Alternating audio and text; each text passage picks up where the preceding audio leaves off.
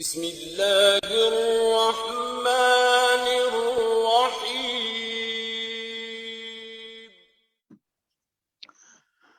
الحمد للہ رب العالمین والعاقبۃ للمتقین والصلاة والسلام علی اشرف الانبیاء والمرسلین وعلی آلہ واصحابہ ومن تبعہم بإحسان الی یوم الدین اما بعد فاعوذ باللہ من الشیطان الرجیم بسم اللہ الرحمن الرحیم یا ایہا الذین آمنوا لا تأکلوا الربا اضعافا مضاعفہ واتقوا اللہ لعلکم تفلحون۔ سورت آل عمران کا رکوع نمبر 14 اور آیت نمبر 130 سے ہمارے آج کے درس کا آغاز ہو رہا ہے۔ سورہ آل عمران کا 13 نمبر رکوع جو کل گزشتہ روز ہم نے آخری پڑھا تھا، اس میں غزوہ بدر اور غزوہ احد کا کچھ تذکرہ تھا، اور کل کے درس کے اختتام پر یہ بتایا تھا کہ سورہ آل عمران کے رکوع نمبر 13 کے آغاز سے قرآن کریم نے جنگ احد کے تفصیلی حالات بیان کیے ہیں۔ نبی کریم صلی اللہ علیہ وسلم مکہ سے ہجرت کر کے مدینہ پہنچے، آپ کے ساتھ آپ کے مسلمان ساتھی بھی تھے۔ صحابہ کرام نے مکہ سے مدینہ ہجرت اس وجہ سے کی تھی کہ مشرکین مکہ اور عرب کے مختلف سرداروں کے ظلم و ستم سے وہ تنگ آ چکے تھے۔ اللہ تعالیٰ نے ان کو حکم دیا کہ ان تکلیفوں، مصیبتوں اور پریشانیوں سے بچنے کی تدبیر یہ ہے کہ تم لوگ مدینہ طیبہ ہجرت کر جاؤ۔ مدینہ طیبہ ہجرت کر کے وہاں قیام کرنے کا مقصد یہ تھا کہ امن حاصل ہو، لیکن مسلمانوں کو مدینہ طیبہ جانے کے باوجود بھی مشرکین مکہ اور کفار مکہ کی طرف سے حملوں کا خطرہ رہتا، اور وہ لوگ اس تیاری میں رہتے کہ کسی طرح مسلمانوں کو نقصان پہنچا کر ان کو کافر کردار تک پہنچا دے۔ اس کے لیے مکہ کے مختلف قبائل نے یہ تدبیر کی کہ ابو سفیان کی قیادت میں ایک تجارتی قافلہ تیار کیا جو مکہ سے شام کی طرف بہت سارا تجارت کا مال لے کر گیا، اور جو عرب کا دستور تھا کہ ایک علاقے سے مال لے جاتے دوسرے علاقے میں فروخت کرتے۔ مقصود یہ تھا کہ اس تجارتی قافلے کی واپسی پر جتنی آمدن ہوگی، نفع حاصل ہوگا، اس کو مسلمانوں کے خلاف خرچ کریں گے۔ رسول اللہ صلی اللہ علیہ وسلم کو یہ خبر مل گئی کہ ابو سفیان ایک بہت بڑے تجارتی قافلے کے ساتھ مکہ واپس جا رہا ہے، اور ان کے ساتھ چند لوگ ہیں اور سامان تجارت بہت زیادہ ہے، اور وہ مسلمانوں کے خلاف استعمال ہوگا۔ تو اللہ کے نبی صلی اللہ علیہ وسلم نے ان کو راستے میں ہی روک کر ان کے خلاف کارروائی کرنے کا فیصلہ کیا، اور حکمت عملی یہ اختیار کی کہ ہم گوریلا وار کریں گے۔ مسلمانوں کی نہ تیاری تھی، نہ جنگ کے اسباب اور وسائل اور ہتھیار موجود تھے۔ نبی پاک صلی اللہ علیہ وسلم مسلمانوں کی مختصر جماعت کو لے کر مدینہ طیبہ سے نکلے اور بدر کی طرف روانہ ہوئے۔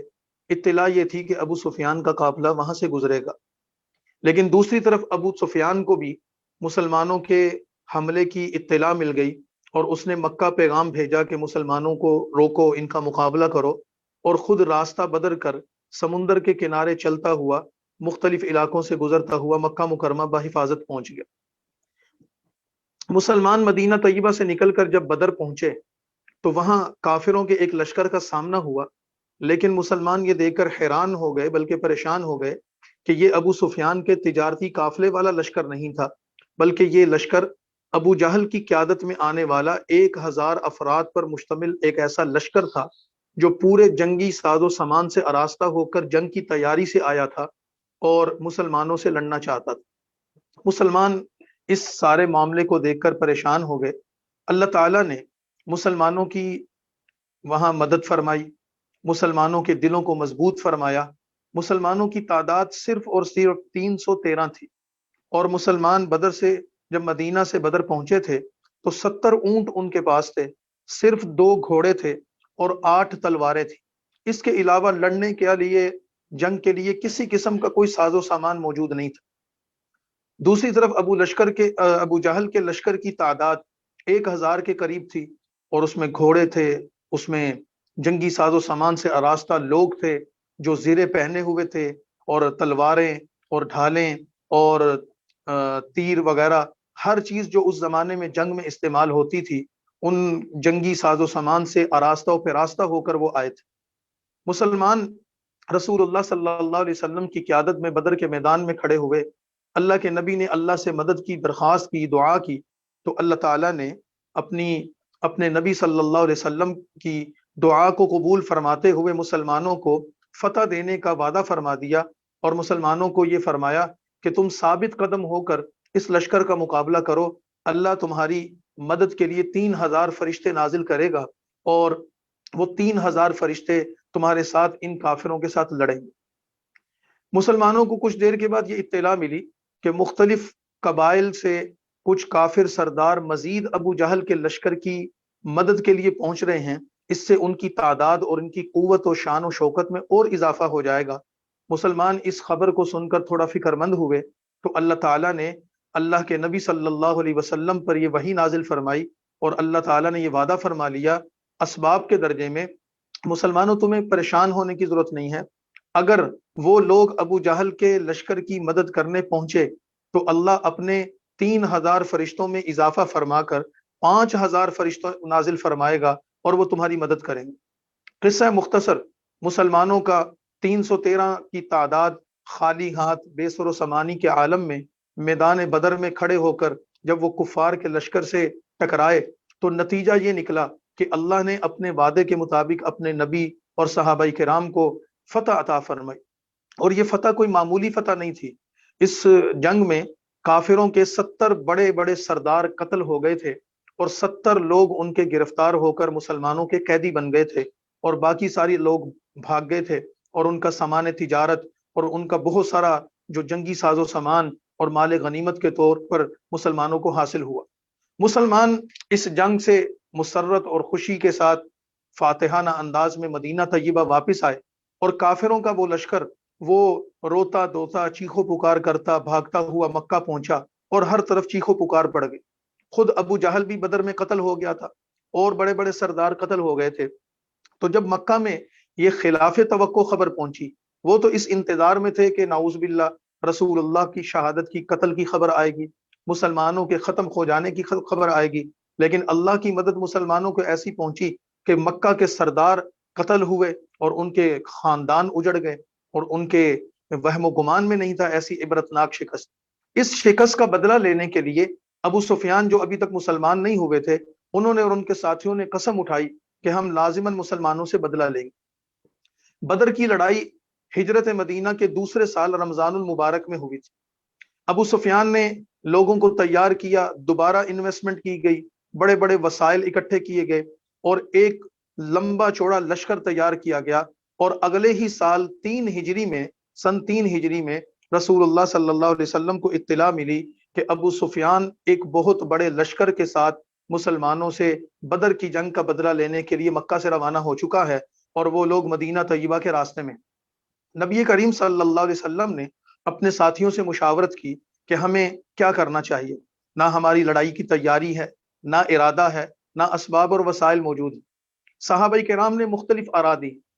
ایک رائے یہ تھی، جو نوجوان صحابہ تھے، بدر کی لڑائی میں شرکت نہیں کر سکے تھے، اور ایسے مسلمان جن کو کافروں پر بڑا غصہ اور غم تھا، وہ یہ چاہتے تھے مدینہ طیبہ سے باہر نکل کر کافروں کے لشکر کا مقابلہ کیا جائے، اور ان کو اسی طرح عبرتناک شکست دی جائے جیسے وہ گزشتہ سال بدر کے میدان میں شکست کھا چکے ہیں۔ نبی کریم صلی اللہ علیہ وسلم کی اور کچھ سینئر صحابہ کرام کی ذاتی رائے یہ تھی کہ ہمیں مدینہ طیبہ شہر سے باہر نہیں نکلنا چاہیے، اپنے گھروں میں رہ کر مورچہ زن ہو کر ان کا انتظار کرنا چاہیے، اور جب وہ مدینہ شہر میں داخل ہوں گے تو ہم ان کا یہاں پر مقابلہ کریں گے، ہمارے گھر مورچے ہوں گے، ہماری گلیاں محلے ان کے لیے جو ان کے لیے ایک مشکلات کا ذریعہ بن جائیں گی، ہمارے بچے اور ہماری خواتین بھی ان کا مقابلہ کریں گی۔ اگر ہم باہر نکلتے ہیں تو ہمارے پاس اسباب و وسائل موجود ہیں۔ لیکن اکثریت رائے چونکہ مدینہ طیبہ سے باہر جانے کی تھی، تو آپ صلی اللہ علیہ وسلم نے ان کے حق میں فیصلہ فرمایا اور حکم فرمایا کہ میدان جنگ کی طرف روانہ ہو جائے۔ نبی کریم صلی اللہ علیہ وسلم اپنے ساتھ 1000 ساتھیوں کو لے کر مدینہ سے احد کے میدان کی طرف روانہ ہوئے، تو ابھی آپ احد کے میدان میں پہنچے نہیں تھے۔ جن لوگوں نے مدینہ طیبہ حاضری دی ہے اور اللہ نے ان کو یہ شرف دیا ہے، وہ یہ جانتے ہیں کہ مدینہ طیبہ میں مدینہ شہر سے احد میدان صرف چند کلومیٹر کے فاصلے پر ہے، اور اب تو جو ترتیب ہے کہ مدینہ طیبہ کی مسجد نبوی میں کھڑے ہو کر سامنے ہی احد پہاڑ نظر آتا ہے، تو اس کے پہاڑ کے دامن میں وہ میدان تھا جہاں یہ جنگ احد ہوئی تھی۔ رسول اللہ صلی اللہ علیہ وسلم جب احد کے لیے روانہ ہوئے، 1000 ساتھی تھے آپ کے ساتھ۔ رسول اللہ صلی اللہ علیہ وسلم ابھی شہر سے نکلے تھے کہ مدینہ کے منافقین اور ان کا سردار عبداللہ ابن ابی اپنے 300 ساتھیوں کو یہ کہہ کر واپس ہو گیا کہ ہم کافروں کے اتنے بڑے لشکر سے نہیں لڑ سکتے، تم تو خودکشی کرنے جا رہے ہو، تم تو اپنے آپ کو مروانے اور قتل کروانے جا رہے ہو، اپنے گھروں اور کو اجاڑنے اور اپنے بچوں کو یتیم کروانے جا رہے ہو، ہم بے وقوف نہیں ہے کہ ان کا مقابلہ کریں، ہم نہیں لڑنا چاہتے۔ 300 لوگ راستے میں ہی مسلمانوں کا ساتھ چھوڑ گئے، اور اس دوران جب مسلمانوں کو اطلاع ملی کہ ابو سفیان کی قیادت میں آنے والے لشکر کی تعداد 3000 ہے اور وہ جنگی ساز و سامان سے آراستہ اور پہلے سے بڑھ کر تیاری کر کے آئے ہیں، تو مسلمانوں کو بھی اس بات کی فکر ہوئی، اور خصوصاً مسلمانوں کے 2 قبیلے، ایک بنو حارثہ اور ایک بنو سلمہ، ان کے کچھ لوگوں کے دلوں میں تو کمزوری پیدا ہوئی، جس کا تذکرہ رکوع نمبر 13 میں کیا گیا کہ وہ کم ہمت بنے اور کچھ سستی اور کاہلی کا شکار ہوئے کہ ہمیں بھی واپس چلے جانا چاہیے، لیکن وہ پکے سچے اور مخلص مسلمان تھے۔ اللہ تعالیٰ فرماتے ہیں کہ منافقین جو پکے مسلمان نہیں تھے، جن کے دلوں میں کفر اور نفاق تھا، وہ تو اللہ کے نبی اور ان کے ساتھیوں کو چھوڑ کر چلے گئے، لیکن بنو حارثہ اور بنو سلمہ کے لوگ حقیقتاً مخلص تھے، لیکن ظاہری اسباب کی وجہ سے کچھ پریشان ہوئے۔ اللہ نے ان کی مدد فرمائی۔ ان کی مدد فرمانے کا مطلب یہ ہے اللہ نے ان کو ثابت قدم رکھا، اور وہ اپنی کم ہمتی پیدا ہونے کے باوجود ثابت قدم رہے، اور پھر میدان جنگ میں اللہ کے نبی کے ساتھ کھڑے ہوئے اور انہوں نے احد میں دشمنوں کا مقابلہ کیا۔ رسول اللہ صلی اللہ علیہ وسلم جب احد پہنچے تو آپ نے جنگی حکمت عملی کے تحت اپنی فوجوں کی صف بندی ایسے کی کہ احد پہاڑ کا ایک حصہ اپنی پشت پر رکھا اور سامنے میدان تھا، اور اس پشت پر آپ نے 50 افراد کو ایک تیر اندازوں کا دستہ وہ وہاں مقرر فرما دیا تھا، اور یہ ارشاد فرمایا تھا کہ ہم میدان جنگ میں کافروں سے لڑیں گے، ہمیں فتح ہو یا شکست ہو، تم نے اس پشت پر بیٹھ کر ہماری نگرانی کرنی ہے، اور اس چیز کا خیال رکھنا ہے کہ پشت کی طرف سے دشمن ہم پر حملہ نہ کر سکے، کیونکہ اس پہاڑ پر ایک راستہ تھا جو پشت کی طرف سے کوئی حملہ کر سکتا تھا۔ اس خطرے سے بچنے کے لیے، حملے سے بچنے کے لیے اللہ کے نبی صلی اللہ علیہ وسلم نے عبداللہ بن جبیر رضی اللہ تعالیٰ عنہ کی قیادت اور امارت میں 50 تیر اندازوں کو مقرر فرما دیے۔ صف بندی ہوئی، دونوں فوجیں آمنے سامنے ہوئی، جنگ شروع ہوئی، اللہ نے اپنے نبی کی مدد فرمائی، اور کافروں کے 3000 لشکر کی صفیں اکھڑ گئیں، مسلمان ان پر غالب آ گئے، اور کافر بدر کی شکست کی طرح بدترین شکست کھا کر بھاگنے لگے، اور مسلمان ان کو قتل کرنے لگے اور ان کو گرفتار کرنے لگے اور ان کا مال غنیمت اکٹھا کرنے لگے۔ جب میدان جنگ میں فیصلہ کن مناظر سامنے آئے، کافروں کا لشکر شکست کھا کر بھاگ رہا تھا، تو اس پہاڑ کی چوٹی پر بیٹھے ہوئے ان 50 افراد میں یہ رائے پیدا ہوئی کہ جنگ ختم ہو چکی ہے، دشمن بھاگ چکا ہے، ہمیں بھی جا کر اپنے ساتھیوں کے ساتھ مال غنیمت اکٹھا کرنا چاہیے اور قیدی بنانے چاہیے۔ تو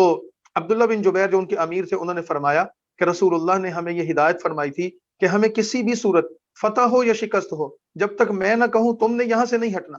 لیکن ان کے بعد ساتھیوں نے فرمایا کہ اللہ کے نبی کا یہ فرمان اس وقت تک تھا جب تک جنگ جاری ہو، اب تو جنگ مکمل ہو چکی ہے، اب تو اس کی ضرورت ہی نہیں۔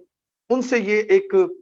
اجتہادی غلطی ہو گئی اور ایک تسامو یا ایک نسیان ہو گیا، ایک غلط فہمی ہو گئی، جس کے نتیجے میں ان 50 افراد میں اختلاف پیدا ہو گیا۔ اس اختلاف کے نتیجے میں اکثر ساتھی پہاڑ سے نیچے اتر کر میدان جنگ میں کافروں کے پیچھے بھاگنے لگے، مال غنیمت اکٹھا کرنے لگے، اور عبداللہ بن جبیر اور ان کے چند ساتھی وہیں پر مقرر رہے کہ اللہ کے نبی جب تک ہمیں نہیں کہیں گے ہم یہاں سے نہیں جائیں۔ کافروں کے لشکر میں بھاگتے ہوئے کچھ لوگوں نے دیکھا کہ وہ چوٹی اور وہ ٹیلا جہاں پر عقب سے حملے کا راستہ موجود تھا، وہاں پر پہلے بڑی تعداد میں تیر انداز بیٹھے نگرانی کر رہے تھے، چوکیداری کر رہے تھے۔ بھاگتے ہوئے ان کی نظر پڑی کہ اب وہ لوگ وہاں موجود نہیں ہیں،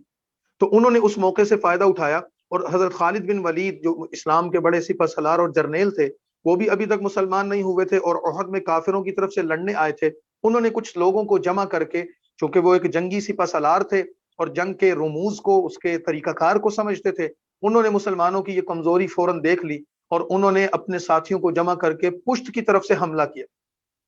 پشت کی طرف سے حملہ کرنے کا نقصان یہ ہوا، عبداللہ بن جبیر اور ان کے چند ساتھی جو وہاں متعین تھے وہ مقابلہ کرتے رہے لیکن مقابلے کی تاب نہ لا سکے، بالآخر وہ سارے وہیں شہید ہو گئے۔ اور جب پشت کی طرف سے وہ راستہ کھل گیا اور وہاں سے جو پابندی اور نگرانی تھی وہ ختم ہو گئی، تو خالد بن ولید اور لوگوں کو لے کر آگے بڑھے جو ابھی تک کافر تھے، انہوں نے پشت کی طرف سے رسول اللہ کے ساتھیوں پر حملہ کیا، اور یہ ایسا خلاف توقع حملہ تھا کہ مسلمان بھکلا گئے۔ اس کے نتیجے میں مسلمانوں کو بہت زیادہ نقصان اٹھانا پڑا۔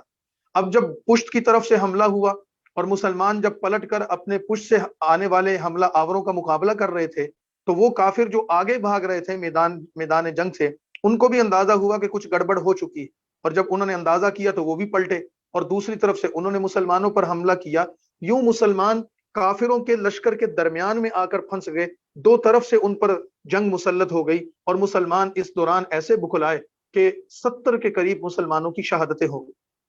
اس جنگ میں خود رسول اللہ صلی اللہ علیہ وسلم شدید زخمی ہوئے،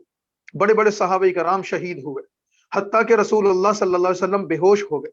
اور ان کی بے ہوشی اور ان کے کچھ وقت کے لیے منظر سے غائب ہونے کی وجہ سے کافروں نے یہ خبر مشہور کر دی کہ نعوذ باللہ رسول اللہ صلی اللہ علیہ وسلم شہید ہو گئے۔ رسول اللہ کی شہادت کی خبر پھیلتے ہی مسلمان جو پہلے ہی ایک بہت مشکل میں پھنس چکے تھے، اپنے حوصلے چھوڑ چکے تھے، اپنے جذبات ان کے ٹھنڈے پڑ گئے اور انہوں نے ہتھیار پھینک دیے اور یہ سوچنے لگے کہ اگر رسول اللہ اس دنیا سے چلے گئے ہیں پھر ہماری زندگی کا بھی کوئی فائدہ نہیں، ہمیں بھی شہید ہونا چاہیے، شہید ہو جانا چاہیے۔ ان کے اس جذبات کی وجہ سے یا ان کیفیات کی وجہ سے کافر اور ان پر غالب آنے لگے۔ لیکن کچھ وقت کے بعد رسول اللہ صلی اللہ علیہ وسلم نے جب ہوش میں آئے، اپنے زخموں کے باوجود آپ نے اپنے ساتھیوں کو آوازیں دے کر مجتمع کیا، اور جب مسلمانوں کو یہ اطلاع ملی کہ ہمارے آقا، ہمارے سردار اور ہمارے آنکھوں کی ٹھنڈک نبی پاک صلی اللہ علیہ وسلم ابھی حیات ہیں اور وہ صرف زخمی ہوئے ہیں، شہید نہیں ہوئے، تو مسلمانوں میں ایک جذبہ بیدار ہوا۔ پھر خود رسول اللہ نے جب ان کو پکارا اور میدان میں آپ ڈٹ کر کھڑے رہے، ثابت قدم رہے، کافروں کا ہر طرف سے حملہ تھا، پتھر آ رہے تھے، تیر آ رہے تھے، تلواروں سے حملے ہو رہے تھے، نیزوں سے حملے ہو رہے تھے، اور ہدف ایک ہی تھا، رسول اللہ صلی اللہ علیہ وسلم کو شہید کر دیا جائے۔ لیکن صحابہ کرام نے جانثاری کا ایسا مظاہرہ کیا کہ انہوں نے رسول اللہ کو چاروں طرف سے گھیر لیا تھا اور اپنے جسموں پر آنے والے تیروں کو اور نیزوں کو اور تلواروں کے اور پتھروں کے زخموں کو برداشت کرتے رہے کہ کوئی چیز رسول اللہ تک نہ پہنچ جائے اور ان کو تکلیف نہ پہنچے۔ تو جب مسلمانوں کو یہ پتہ چلا رسول اللہ حیات ہیں، جنگ کے میدان میں کھڑے ہیں، مسلمانوں کی قیادت فرما رہے ہیں، اس طریقے سے مسلمانوں میں جذبہ بیدار ہوا اور انہوں نے پھر پلٹ کر کافروں پر حملہ کیا، اور اس حملے کے نتیجے میں پھر کافر ایک دفعہ پھر بھاگے اور ان کو مدینہ اور احد کا میدان چھوڑنا پڑا، اور پھر وہ پلٹ کر نہیں آ سکے۔ لیکن اس سارے واقعہ میں مسلمانوں کا اچھا خاصا نقصان ہو گیا، 70 مسلمان شہید ہو گئے تھے، اور اس کے پیچھے وہ کوتاہی تھی، وہ کمی تھی جو ٹیلے پر بیٹھے ہوئے کچھ لوگوں کی اس غلط فہمی کی وجہ سے پیدا ہوئی۔ مسلمانوں کے لیے یہ جنگ بہت تکلیف دہ تھی، اللہ کے نبی زخمی ہوئے، بڑی تعداد میں انصار شہید ہوئے اور مہاجرین شہید ہوئے، تو مسلمان اس سے بڑے غمزدہ ہوئے۔ دوسری طرف منافقین نے واویلا شروع کیا، ہم تو کہتے تھے تم مارے جاؤ گے، ہم تو کہتے تھے کہ تم قتل ہو جاؤ گے، انہوں نے مسلمانوں کو طرح طرح کے تانے دینے شروع کیے۔ تو ان حالات میں رسول اللہ نے مسلمانوں کے غم پر اور ان کے زخموں پر مرہم رکھا، ان کی تسلی فرمائی۔ اسی تناظر میں قرآن پاک کی یہ تقریباً آیات جو ہیں یہ 180 تک تقریباً جائیں گی، 60-70 آیات ہیں، یہ ساری کی ساری جو میں نے خلاصہ ذکر کیا ہے، اس بیک گراؤنڈ اور اس پس منظر کو ہم ذہن میں رکھیں تو ان آیات کا ترجمہ اور اس کا مفہوم جب ہم دیکھیں گے تو ہمیں پتہ چلے گا کہ اللہ تعالیٰ نے اپنے نبی کو کیسے ثابت قدم رکھا، صحابہ کی جو ان سے کمی ہو گئی تھی اس پر اللہ تعالیٰ نے ان کو تنبیہات فرمائی، اور ان کی اس کوتاہی پر اللہ نے ان کو معاف فرمانے کا بھی اعلان کیا۔ نبی پاک صلی اللہ علیہ وسلم کو فرمایا کہ آپ ان کی دلجوئی فرمائیے، ان کی اس غلطی کا ان کو تانا نہ دیجیے، اب جو ہونا تھا وہ ہو گیا ہے۔ پھر مسلمانوں کو یہ تسلی دی کہ مسلمانوں کوئی بات نہیں، تم بھی تو شہادت چاہتے تھے، اللہ نے تمہیں شہادت دے دی، لیکن یاد رکھو کہ اختلاف کا نتیجہ نقصان ہے۔ جب تم اتفاق سے بڑھو گے، وحدت قائم رکھو گے، اطاعت امیر کرو گے، اپنے نبی اور اپنے امیر کی اطاعت کرو گے، کبھی شکست نہیں کھاؤ گے۔ اور اگر تم اختلافات کا شکار ہو جاؤ گے، تنازعات میں پڑ جاؤ گے، اعتماد تمہارا نہیں رہے گا، اطاعت امیر نہیں ہوگی، تو یہ سارے سبق تمہیں مل رہے ہیں، پھر تم ہمیشہ نقصان اٹھاؤ۔ پھر مسلمانوں کو یہ کہہ کر بھی تسلی دی کہ تمہارے کافر تمہارے 70 ساتھی شہید ہوئے ہیں، کوئی بات نہیں، جو دنیا میں موجود ہیں اللہ نے ان کو اجر دے دیا، جو اس دنیا سے چلے گئے اللہ نے ان کو شہادت کا منصب اور مقام عطا کر دیا ہے۔ لیکن مسلمانوں یہ بات یاد رکھو، تم نے بھی تو کافروں کو شکست دی تھی، اور تم نے ان کو دگنی شکست دی تھی، دگنی تکلیف دی تھی۔ تمہارے تو صرف 70 افراد مارے گئے ہیں، ان کے 70 افراد قتل بھی ہوئے تھے بدر کے میدان میں، اور 70 گرفتار بھی ہوئے تھے۔ لہذا اللہ تعالیٰ نے تمہارا پلڑا پھر بھی بھاری رکھا ہے، اور یاد رکھنا اللہ نے اپنی مدد تم تک پہنچا دی تھی، اور اللہ کی مدد سے تم نے کافروں کے لشکر کی صفیں الٹ دی تھی، وہ بھاگ گئے تھے۔ لیکن جو نقصان ہوا وہ تمہاری اپنی کوتاہی کی وجہ سے ہوا ہے، آئندہ ایسی کوتاہی نہ کرنا۔ یہ سارے حالات و واقعات۔ پھر رسول اللہ صلی اللہ علیہ وسلم کے قتل ہونے کی جو خبر مشہور ہوئی تھی، اس پر جو صحابہ کرام کی کیفیات بنی، اس پر قرآن نے فرمایا کہ کیا رسول اللہ صلی اللہ علیہ وسلم اگر اس دنیا میں نہیں ہوں گے تو تم اللہ کے دین کو چھوڑ دو گے؟ دنیا میں پہلے بھی نبی آتے رہے ہیں اور وہ اپنا کام کر کے چلے گئے، لیکن اللہ کا دین باقی رہے گا۔ لہذا کوئی یہ سمجھے کہ اللہ کے نبی چلے گئے تو اللہ کا دین بھی چلا گیا، ایسا نہیں ہے۔ اللہ کے نبی آئے ہیں، اپنا کام کر رہے ہیں، ایک وقت مقررہ پر اس دنیا سے تشریف لے جائیں گے، لیکن اللہ کا دین باقی رہے گا۔ پھر اس میں جو صحابہ کرام نے جو جذبہ دکھایا، اس میں جو انہوں نے جو ہمت دکھائی، رسول اللہ صلی اللہ علیہ وسلم کے ساتھیوں کی قرآن نے کھل کر تعریف کی، اور ان سے ہونے والی کوتاہی پر کھل کر معافی کا اعلان کیا، ان کو جنت کی خوشخبری دی۔ جب یہ جنگ ہو گئی، وہ دن گزر گیا، اگلے دن نبی پاک صلی اللہ علیہ وسلم کو بدر احد کے میدان ہی میں یہ اطلاع ملی کہ ابو سفیان کا لشکر جو یہاں سے بھاگ کر دور جا چکا ہے، وہ دوبارہ پلٹ کر حملہ کرنے کی تیاری کر رہے ہیں۔ اور ان کے پلٹ کر حملہ کرنے کی وجہ یہ تھی، وہ جب بھاگ کر نکلے تو کسی جگہ جا کر رکے اور سانس لینے کے لیے رکے، اور آپس میں اکٹھے ہوئے تو انہوں نے کہا ہم نے جنگ بھی لڑ لی، اپنے بندے بھی مروا لیے، ان کو بھی کچھ نہ کچھ نقصان پہنچا دیا، لیکن ہمارا اصل مقصد تو حاصل ہی نہیں ہوا، یعنی کہ رسول اللہ صلی اللہ علیہ وسلم کو تو ہم نعوذ باللہ شہید کر ہی نہیں سکے، اور مسلمان تو پھر بھی وہیں پر موجود ہیں۔ ہم جس مقصد کے لیے آئے تھے کہ مدینہ کو فتح کریں گے، اس پر قبضہ کریں گے، وہ تو ابھی باقی ہے، لہذا ہمیں پلٹ کر دوبارہ حملہ کرنا چاہیے۔ ان کی رسول اللہ صلی اللہ علیہ وسلم کی ان کی اس تیاری کی اور پلٹ کر حملہ کرنے کی جب اطلاع اللہ کے نبی کو ملی تو آپ نے اپنے صحابہ کرام کو فرمایا اللہ کا حکم ہے، چلو اس سے پہلے کہ ابو سفیان اور اس کے ساتھی ہم تک پہنچے، ہمیں ان کے پیچھا کرنا چاہیے اور ہمیں جا کر ان پر حملہ کرنا چاہیے۔ یہ صحابہ کے لیے پہلے دن سے بڑا امتحان تھا، بڑے صحابہ شہید ہو چکے تھے، زخمی پڑے ہوئے تھے، تو صحابہ کرام نے اپنے شہداء کو بھی چھوڑا، اپنے زخمیوں کو ساتھ لیا، جو چل سکتے تھے ان کو پیدل چلایا، جو نہیں چل سکتے تھے ان کو سواریوں پر سوار کیا، اور ان زخموں کے باوجود اور ان تمام کے تمام غم اور صدمے کے باوجود رسول اللہ صلی اللہ علیہ وسلم احد کے میدان سے حمراء الاسد کا ایک مقام تھا وہاں تک پہنچے، اور اس رسول اللہ کی نقل و حرکت کو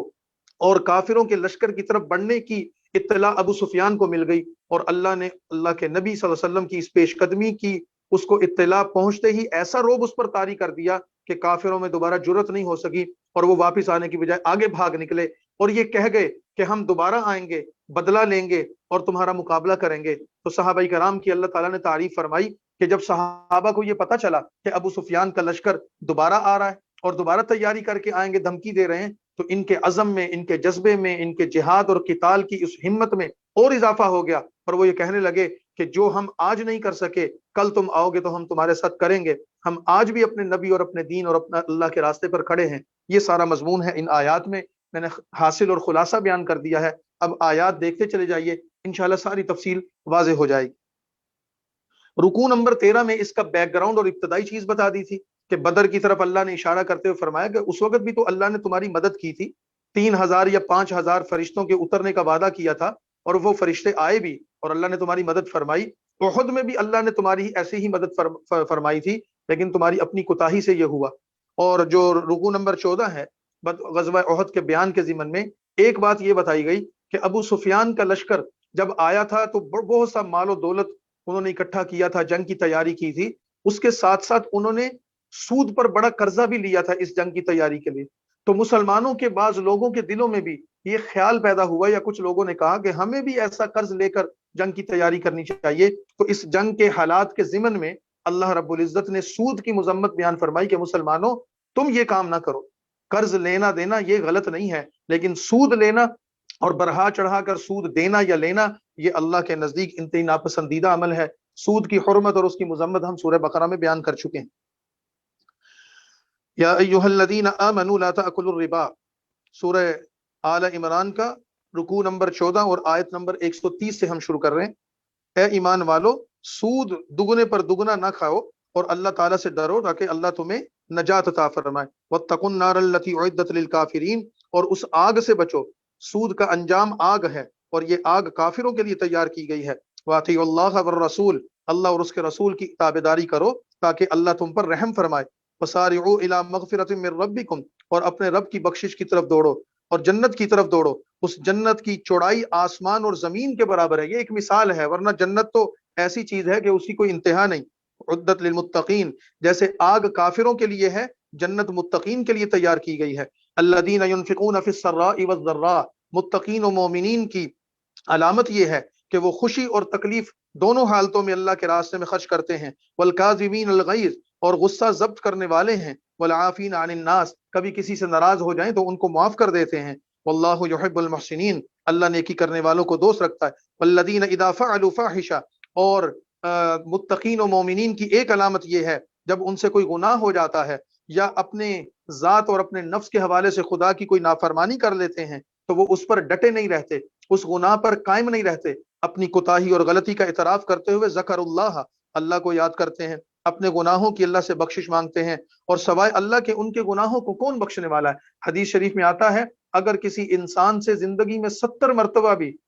اگر کسی انسان سے ایک دن میں 70 مرتبہ بھی گناہ ہو جائے اور وہ اس گناہ پر نادم ہو کر اس تصور اور یقین کے ساتھ اللہ سے توبہ کر لے کہ یا اللہ تو گناہوں کو معاف کرنے والا، معاف کر دے، تو اللہ گناہوں کو معاف کر دیتا ہے۔ لہذا گناہ ہو جانا، غلطی ہو جانا، یہ کوئی بڑی بات نہیں، گناہ ہو جاتا ہے، گناہ سے بچنے کی تدبیر اور کوشش کرنی چاہیے۔ لیکن اگر کسی مسلمان مرد یا عورت سے کسی بھی طرح کا کوئی بھی گناہ ہو جائے تو فوراً اللہ کی طرف رجوع کر کے صدق کے دل سے استغفار کرنا چاہیے، توبہ کرنی چاہیے، گناہ کی معافی اللہ سے مانگنی چاہیے، اللہ تعالیٰ گناہ کو معاف فرما دیتے ہیں۔ تو وہ اپنے گناہوں کو اللہ کے سامنے پیش کر کے بخشش مانگتے ہیں، اور اللہ کے علاوہ ان کی بخشش کرنے والا اور کون ہے؟ وَلَمْ يُصِرُّوا عَلَىٰ مَا فَعَلُوا، اور وہ اپنے کیے ہوئے پر اڑتے نہیں ہیں، یعنی کہ گناہ کر کے تو بس ٹھیک ہے، کوئی بات نہیں، کوئی مسئلہ نہیں، وہ جانتے ہیں کہ گناہ غلط ہے لہذا وہ توبہ کرتے ہیں۔ اولئک جزاؤہم مغفرہ، یہ لوگ جو متقین ہیں ان کا بدلہ ان کے رب کے ہاں بخشش ہے اور جنت ہیں، اور جنتیں ہیں جن کے نیچے نہریں بہتی ہیں، وہ ہمیشہ ان جنتوں میں رہیں گے۔ وَنِعْمَ أَجْرُ الْعَامِلِينَ، اور کام کرنے والوں یعنی محنت کرنے والوں کی یہ بہترین مزدوری اور بدلہ ہے۔ قد خلت من قبلکم، تم سے پہلے بھی کئی واقعات ہو چکے ہیں۔ فسیروا فی الارض، زمین میں پھر کے دیکھو، فانظروا، اور تم ذرا نظر دوڑاؤ، کیف کان عاقبۃ المکذبین، اللہ تعالیٰ نے ان کافروں سے پہلے بھی اس دنیا میں آنے والے جھوٹے لوگوں کا کیسا انجام کیا تھا۔ ھذا بیان للناس، یہ سارا کچھ لوگوں کے لیے بیان کیا جا رہا ہے تاکہ ڈرنے والے اس سے نصیحت اور ہدایت حاصل کرے۔ ولا تہنوا، اور مسلمانوں جو ہو گیا اس کو بھول جاؤ، سست نہ بنو اور کسی قسم کا غم نہ کھاؤ، اللہ کا تم سے وعدہ ہے کہ تم غالب ہی رہو گے۔ اگر تمہارے اندر ایمان ہے اللہ تمہیں قائم رکھے گا، غالب رکھے گا۔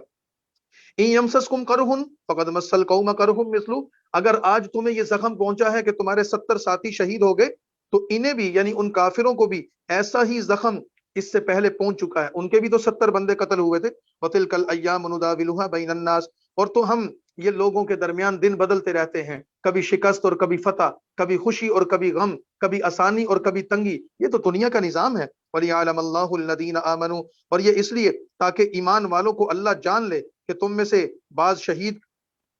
میں سے بعض لوگوں کو شہید کرے، کیونکہ مسلمان بڑی تعداد میں شہادت کی تمنا کرتے تھے، دعائیں کرتے تھے کہ یا اللہ ہمیں شہادت کا رتبہ عطا فرما، تو اللہ نے فرمایا تم خود شہادت کی دعائیں کرتے تھے، تمہیں شہادت مل گئی، تم ہمیشہ کامیاب ہو، کیونکہ جہاد فی سبیل اللہ میں نکلنے والا ہمیشہ کامیاب ہوتا ہے، فاتح بن کر لوٹے تو غازی ہوتا ہے، مال غنیمت ملتا ہے، اور اگر شہید ہو جائے تو اللہ کے ہاں اس کا مرتبہ ہے۔ اللہ ظالموں کو پسند نہیں کرتا۔ وَلِيُمَحِّصَ اللَّهُ الَّذِينَ آمَنُوا، اور تاکہ اللہ ایمان والوں کو پاک کر دے، یعنی اس سارے واقعہ میں ایک تو تمہارے لیے آزمائش تھی کہ اللہ تعالیٰ نے تمہیں آزمایا، ثابت قدم کون رہتا ہے، دوسرا یہ کہ اللہ تمہارے دلوں کو پاک کر دے، تمہارے اندر سے کسی قسم کی اگر کوئی ایسی جو کام ہو چکے ہیں ان کی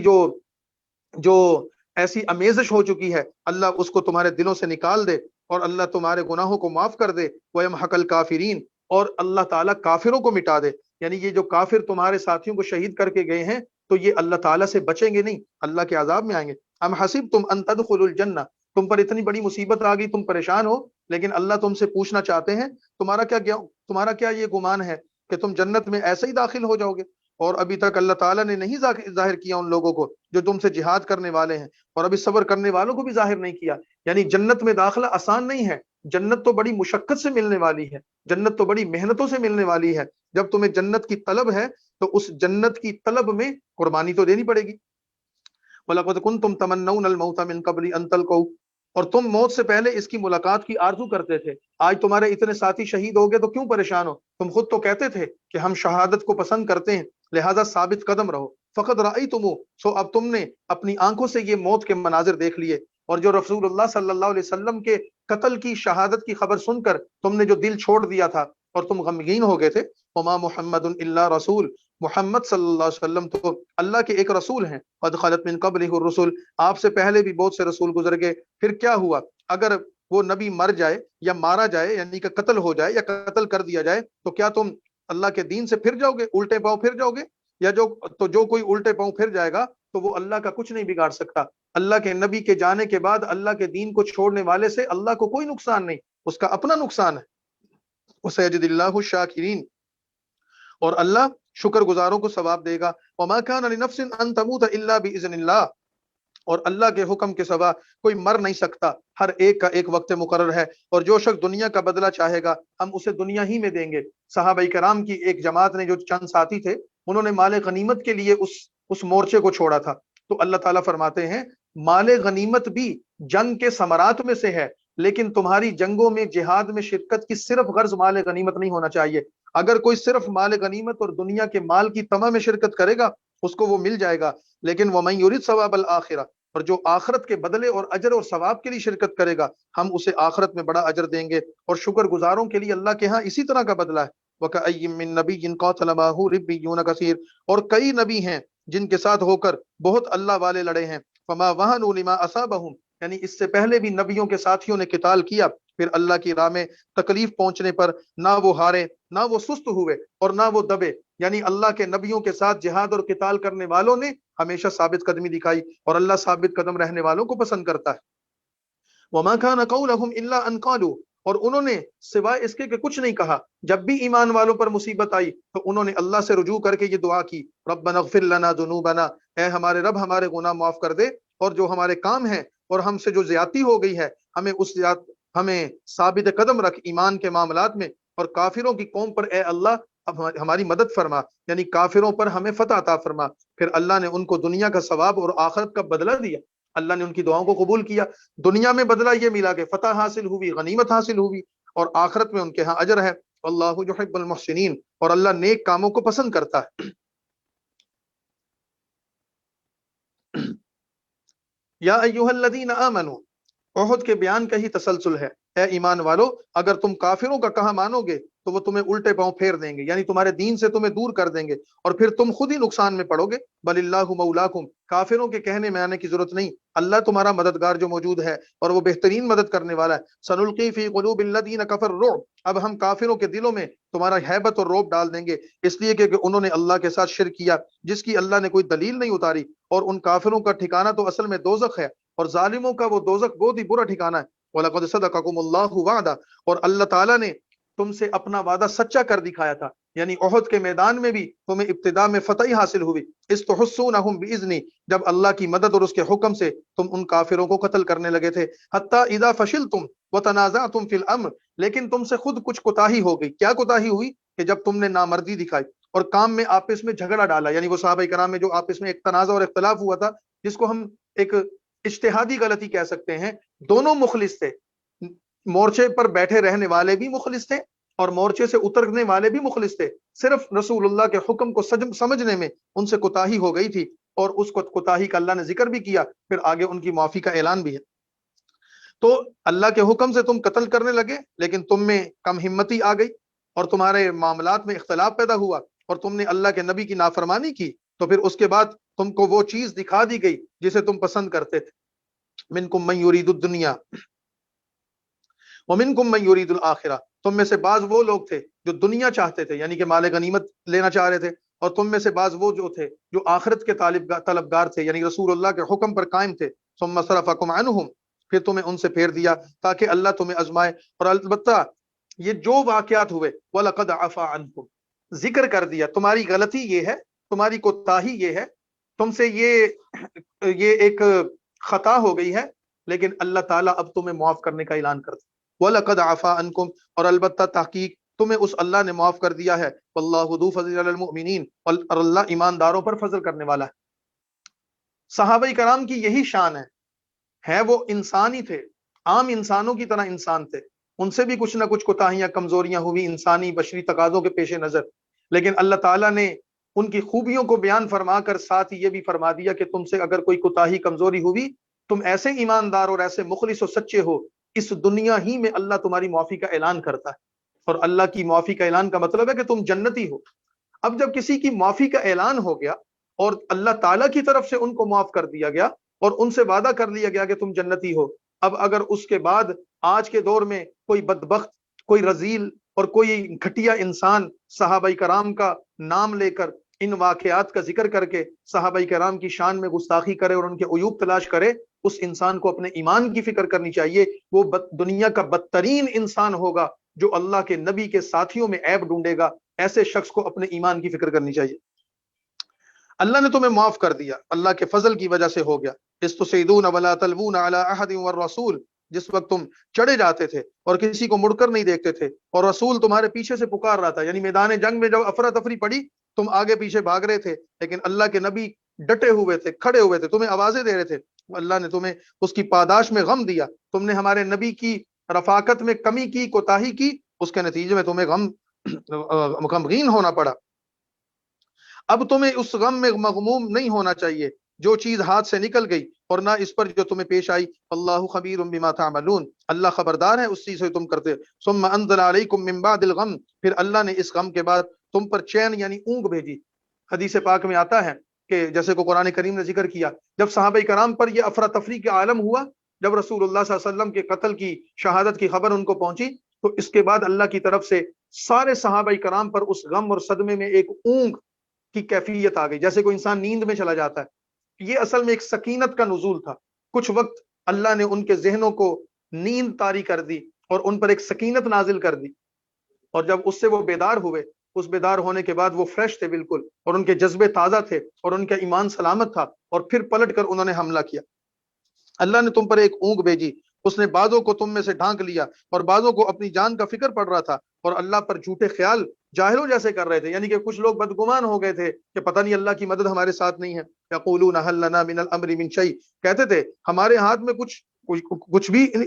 کچھ کام ہے۔ قل ان الامر كله للہ، کہہ دو کہ ساری کی ساری تدبیریں اللہ کے ہاتھ میں ہیں۔ یخفون فی انفسهم، وہ اپنے دل میں چھپاتے ہیں اور جو تیرے سامنے ظاہر نہیں کہتے ہیں لو کان لنا من الامر شیء ما قتلنا ها هنا، اگر ہمارے ہاتھ میں کچھ ہوتا تو ہم اس جگہ مارے نہ جاتے۔ قل لو کنتم فی بیوتکم، آپ ان کو کہہ دو اگر تم اپنے گھروں میں ہوتے، البتہ اپنے گرنے کی جگہ پر باہر نکل آتے۔ وہ لوگ جن پر قتل ہونا لکھا جا چکا تھا، یعنی کہ جو خیالات و تصورات ہے کہ شاید کوئی تدبیر ہم اچھی کر لیتے تو ہم قتل سے بچ جاتے، ہمارے ساتھی بچ جاتے، فرمایا کہ موت تو آنی ہی تھی۔ وَلِيَبْتَلِيَ اللَّهُ مَا فِي صُدُورِكُمْ، یہ تو اللہ ہے تاکہ اللہ آزمائے جو تمہارے سینوں میں ہے، اور تاکہ اس چیز کو صاف کر دے جو تمہارے دلوں میں ہے، یعنی دلوں میں آنے والے وسوسے اور خیالات اللہ پاک اور صاف کرنا چاہتے تھے، اور اللہ دلوں کے بھیدوں کو خوب اچھی طرح جاننے والا ہے۔ ان الذين تولوا منكم يوم التقى الجمعان، بے شک وہ لوگ جو تم میں پیٹ پھیر گئے جس دن دونوں فوجوں کا مقابلہ ہوا تھا، یہ منافقین کی جماعت جو عبداللہ ابن ابئی کی قیادت میں واپس جنگ شروع ہونے سے پہلے ہی واپس چلے گئے تھے، ان کا تذکرہ کیا ہے آیت نمبر 155 میں۔ جو لوگ تم سے پیٹ پھیر گئے تھے جس دن دونوں فوجیں آپس میں مقابلہ کر رہی، انما استزلهم الشیطان، شیطان نے ان کے گناہ کے سبب انہیں بہکا دیا تھا۔ وَلَقَدْ عَفَا اللَّهُ عَنْهُمْ، فی الحال اللہ نے بھی ان کو معاف کر دیا، یعنی ان پر کوئی جرمانہ نہیں ہے، ان پر کوئی سزا نہیں ہے، اور نہ ہی ان کو کوئی بدلے میں کچھ نقصان دیا جائے گا، کیونکہ وہ ظاہراً کلمہ گو ہی تھے، دل میں نفاق تھا لیکن ظاہراً کلمہ گو تھے۔ ان اللہ غفور حلیم، اللہ نے ان کو کیوں معاف کر دیا؟ اس وجہ سے کہ اللہ غفور ہے اور اللہ حلیم و بردبار ہے۔ یہاں پر آیت نمبر 155 اور سورہ آل عمران کا 16 نمبر رکوع مکمل ہو گیا۔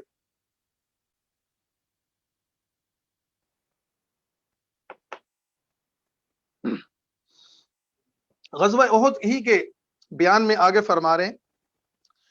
یا ایھا الذین آمنوا لا تکونوا کالذین کفروا، اے ایمان والو تم ان لوگوں کی طرح نہ بن جاؤ جو کافر ہوئے اور وہ اپنے بھائیوں سے کہتے ہیں کہ جب وہ زمین میں سفر پر نکلیں یا جہاد پر جائیں تو اگر ہمارے پاس رہتے تو نہ مرتے. یعنی یہ کافروں کا یا منافقوں کا قول کہ اگر یہ میدان جہاد میں نہ جاتے تو قتل نہ ہوتے. فرمایا کہ یہ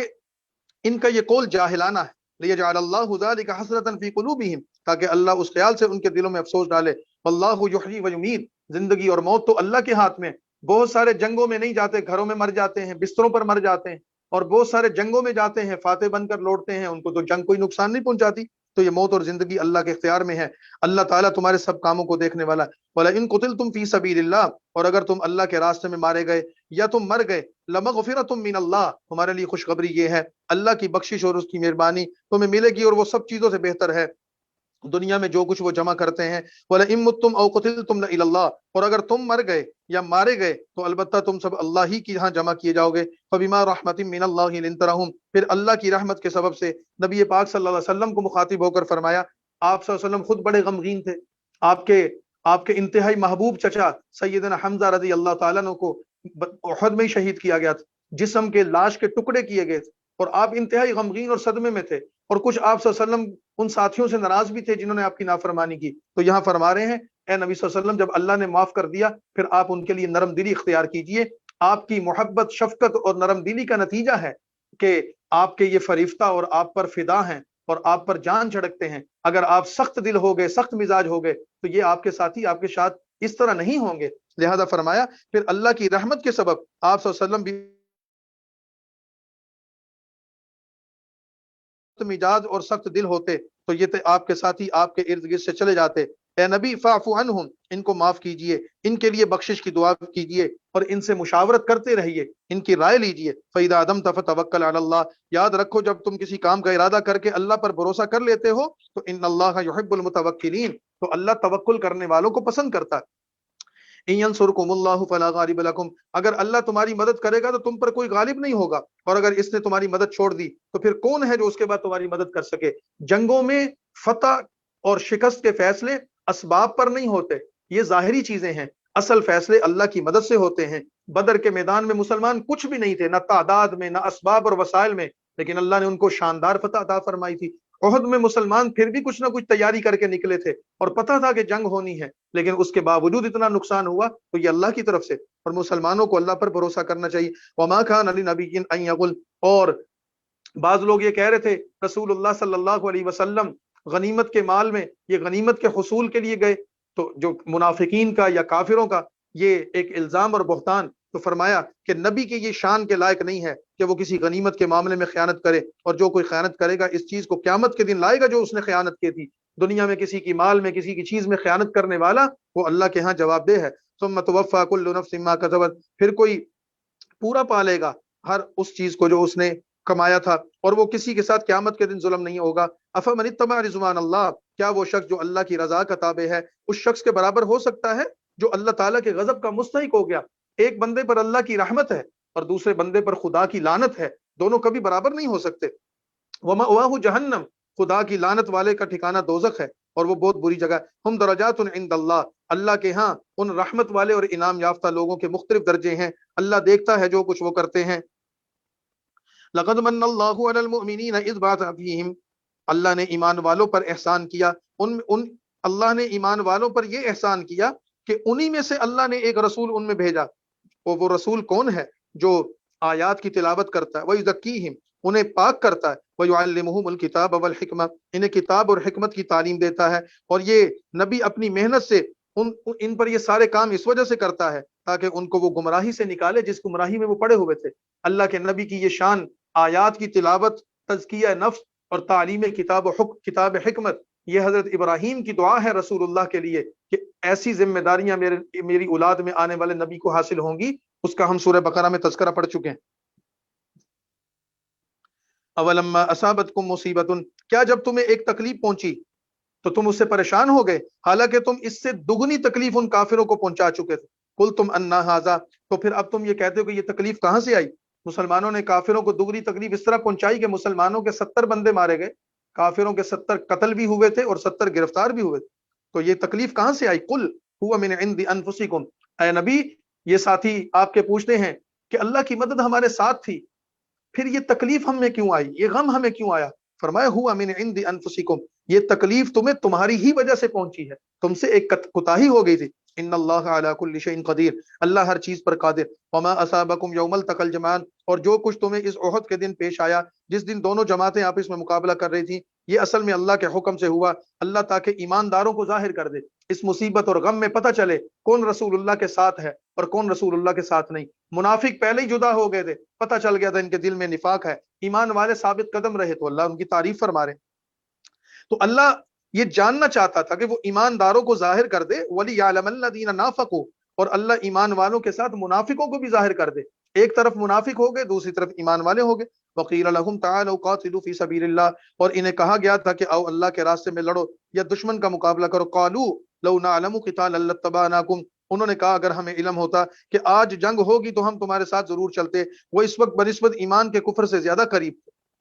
یہ منافقوں کی بات، منافق جب چھوڑ کر چلے گئے تھے تو صحابہ کرام نے ان سے گلا شکوہ کیا کہ تم نے ہمیں راستے میں چھوڑ دیا، کہتے ہو ہمیں اندازہ ہی نہیں تھا کہ آج لڑائی ہو جائے گی، ہمیں توقع ہی نہیں تھی کہ جنگ ہو جائے گی۔ اللہ فرماتے ہیں یہ جھوٹ بولتے، جس وقت یہ آپ کو چھوڑ کر گئے تھے ان کے دلوں میں ایمان نہیں تھا، ان کے دلوں میں کفر تھا۔ یقولون بافواہہم ما لیس فی قلوبہم، وہ اپنے منہ سے وہ باتیں کہتے ہیں جو ان کے دلوں میں نہیں ہیں، یعنی کہ جھوٹ بول رہے ہیں، دل میں وہ مسلمانوں کی مصیبت پر خوش ہیں، زبان سے بس تعزیت کر رہے ہیں برائے نام۔ واللہ اعلم بما یکتمون، اللہ ان تمام چیزوں کو جانتا ہے جس کو وہ چھپا رہے ہیں۔ الذین قالوا لاخوانہم، یہ وہ لوگ ہیں جو اپنے بھائیوں سے کہتے ہیں، حالانکہ خود بیٹھ رہے تھے، اگر وہ ہماری اطاعت کرتے تو قتل نہ کیے جاتے۔ اللہ تعالیٰ فرما رہے ہیں یہ منافقوں کا حال دیکھو، مسلمانوں کو کہہ رہے ہیں ہم نے تمہیں سمجھایا تھا نا مدینے سے باہر نہ نکلنا، احد نہ جانا، واپس آ جاؤ، لڑائی جنگ نہ کرو، مصالحت کا راستہ اختیار کرو۔ اللہ تعالیٰ فرماتے ہیں یہ وہ لوگ ہیں جو مسلمانوں کو یہ کہہ کر مزید غم دے رہے ہیں، مزید تکلیف پہنچا رہے ہیں۔ قل فَاضْرَوْا عَنْ أَنفُسِكُمُ الْمَوْتَ، آپ ان کو کہہ دیجئے تمہاری تدبیریں اور تمہارے مشورے تم اپنے پاس رکھو، اگر تم سچے ہو تو اپنی جانوں سے موت کو دور کر کے دکھاؤ۔ تم ہمیں کہتے ہو کہ تم نہ جاتے تو تم قتل نہ ہوتے، تو اچھا تم بچ گئے ہو تو پھر اپنے گھروں میں ہمیشہ آباد رہو، موت سے بچ کر دکھاؤ۔ موت تو تمہیں تمہارے گھروں میں آ کر پکڑ لے گی، لیکن میدان میں مجاہد عزت کی موت پاتا ہے، شہادت کا مرتبہ پاتا ہے، اور منافق گھر میں بیٹھ کر ذلت کی موت مرتا ہے، یہ فرق ہے۔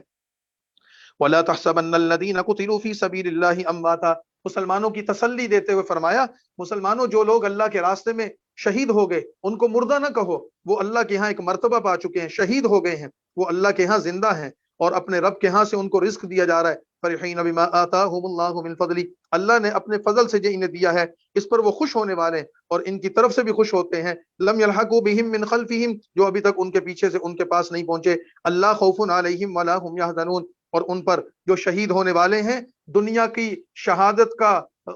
مرتبہ پا کر وہ دنیا کی تکلیفوں، دنیا کی پریشانیوں اور دنیا کی مصیبتوں سے آزاد ہو گئے، نہ ان پر کوئی خوف اور نہ غم ہے۔ اللہ کی نعمتوں میں یستبشرون بنعمت من اللہ وفضل، اللہ کی نعمت اور فضل سے خوش ہیں اور اس بات سے بھی خوش ہیں کہ اللہ ایمانداروں کی محنت کو ضائع نہیں کرتا۔ الذین استجابوا للہ والرسول، جن لوگوں نے اللہ اور اس کے رسول کا حکم مانا حالانکہ ان کو زخم پہنچ چکا تھا، جو ان میں سے نیک ہیں پرہیزگار ہیں، ان کے لیے بہت بڑا اجر ہے۔ یہ جو میں نے بتایا کہ بدر کی جنگ کے اگلے دن رسول اللہ کو جب اطلاع ملی کہ ابو سفیان کا لشکر پلٹ کر حملہ کرنا چاہتا ہے تو رسول اللہ صلی اللہ علیہ وسلم نے حکم فرمایا ہم ان کے پیچھے جائیں گے، اور آپ نے جنگ کی تیاری کا حکم دیا اور آپ نے فرمایا کہ آج ہم ان کا پیچھا کریں گے۔ حمراء الاسد ایک مقام تھا، وہاں تک آپ صلی اللہ علیہ وسلم گئے بھی، لیکن ایک حکم آپ نے یہ دیا تھا جو کل ہمارے ساتھ جنگ میں شریک تھے آج وہی جائیں گے، کوئی نیا بندہ ہمارے ساتھ جنگ میں شامل نہ ہو۔ تو صحابہ تکلیف، زخموں اور نقاہت اور اس صدمے کے باوجود جب چلے تو اللہ نے فرمایا کہ ان کو زخم پہنچ چکا تھا، اس کے باوجود ان لوگوں نے اللہ کے حکم کی، اللہ کے نبی کے حکم کی اطاعت کی۔ ان میں سے وہ لوگ تھے جو نیک، متقی، پرہیزگار تھے۔ اللہ تعالیٰ کے لیے، اللہ تعالیٰ کے ہاں ان کے لیے بہت بڑا اجر ہے۔ الذین قال لهم الناس، اور یہ وہ لوگ جنہیں لوگوں نے کہا کہ مکہ والوں نے تمہارے مقابلے کے لیے سامان جمع کر لیا ہے، تم ان سے ڈرو۔ فزادہم ایمانا، ابو سفیان جاتے ہوئے دھمکی دے گیا تھا کہ ہم دوبارہ تیاری کر کے آئیں گے، اور وہاں سے لوگوں نے آ کے کہا کہ وہ تو بڑے پرجوش ہیں اور وہ تمہیں کبھی نہیں چھوڑیں گے۔ تو اس بات کو سن کر صحابہ گھبرا جاتے، پریشان ہو جاتے، نہیں، فزادہم ایمانا، ابو سفیان کی کافروں کی دھمکی کو سن کر ان کا ایمان اور بڑھ گیا، ان کا جذبہ اور بڑھ گیا، اور وہ تیار ہو گئے اللہ کے دین کے لڑنے کے لیے، اللہ کے دین کے لیے لڑنے کے لیے، اعلی کلمت اللہ کے لیے، اللہ کے نبی کے لیے قربانی دینے کے لیے تیار ہو گئے۔ اور انہوں نے ابو سفیان کی اور کافروں کی دھمکی کو سن کر کہا حسبنا اللہ و نعم الوکیل، ہمیں اللہ کافی ہے، کافروں کے ساتھ، کافروں کے سامان اور کافروں کی ہر چیز کے مقابلے میں ہم اللہ کی مدد کے طلبگار ہیں، اسی پر توکل کرتے ہیں۔ فانقلبوا بنعمت من اللہ، پھر مسلمان اللہ کی نعمت اور فضل کے ساتھ واپس لوٹ آئے، انہیں کوئی مزید تکلیف نہیں پہنچی۔ واتبعوا رضوان اللہ، اور اللہ کی مرضی کے ساتھ یہ سب کچھ ہوا، اور اللہ بڑے فضل والا ہے۔ انما ذالکم الشیطان یخوف اولیاء، مسلمانوں یاد رکھنا یہ اصل میں شیطان ہے جو اپنے دوستوں سے تمہیں ڈراتا ہے۔ کافر شیطان کے دوست ہیں، اور شیطان کافروں کا رعب مسلمانوں کے دلوں میں ڈالنا چاہتا ہے، لیکن ان کے اندر حقیقت کوئی نہیں۔ فلا تخافوہم، تم ان سے نہ ڈرو، اللہ سے ڈرو اگر تمہارے اندر ایمان ہے۔ ولا يحزنك الذين يسارعون في الكفر، اور وہ لوگ آپ صلی اللہ علیہ وسلم کو غم میں نہ ڈالیں جو کفر کی طرف دوڑ لگا رہے ہیں، وہ اللہ کا کچھ نہیں بگاڑ سکیں گے۔ اللہ کے راستے اور دین کو چھوڑ کر کفر کی طرف بڑھنے والے لوگ رسول اللہ صلی اللہ علیہ وسلم کو بتایا آپ کا کچھ نہیں بگاڑ سکتے۔ اللہ تعالیٰ ارادہ کرتا ہے، یرید اللہ اللہ یجعل لهم حظا فی الآخرہ، اللہ ارادہ کرتا ہے کہ آخرت میں انہیں کوئی حصہ نہ دے، اور اللہ ان کے لیے بہت بڑا عذاب ہے۔ ان الذین اشتروا الکفر بالایمان لن یضروا اللہ شیئا، اگلی 2-3 آیات میں کچھ شبہات ہیں۔ اللہ تعالیٰ نے عہد والوں کی تعریف تو فرما دی،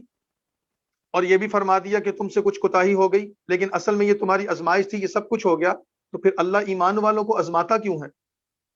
اس کا جواب دیا دنیا میں 2 طرح کے لوگ ہیں، کافر اور ایمان والے۔ کافر لوگ وہ ہیں جو ہدایت کے راستے کو چھوڑ کر کفر کا راستہ اختیار کر رہے ہیں، آخرت کے بدلے دنیا کو خرید رہے ہیں، ان کے لیے دنیا جنت ہے، بظاہر جنت کی طرح ہے، لیکن مومن تکلیف، پریشانی اور مصیبتوں کے راستے سے جب گزرتا ہے، اس سے اللہ خوش ہوتا ہے، اللہ اس کے مقام اور درجے کو بڑھاتا ہے۔ اللہ تعالیٰ کی یہی تو آزمائش ہے ایمان والوں کے لیے، اور اسی وجہ سے تو اللہ نے آخرت کا ہمیشہ کا گھر جنت ایمان والوں کے لیے بنائی ہے۔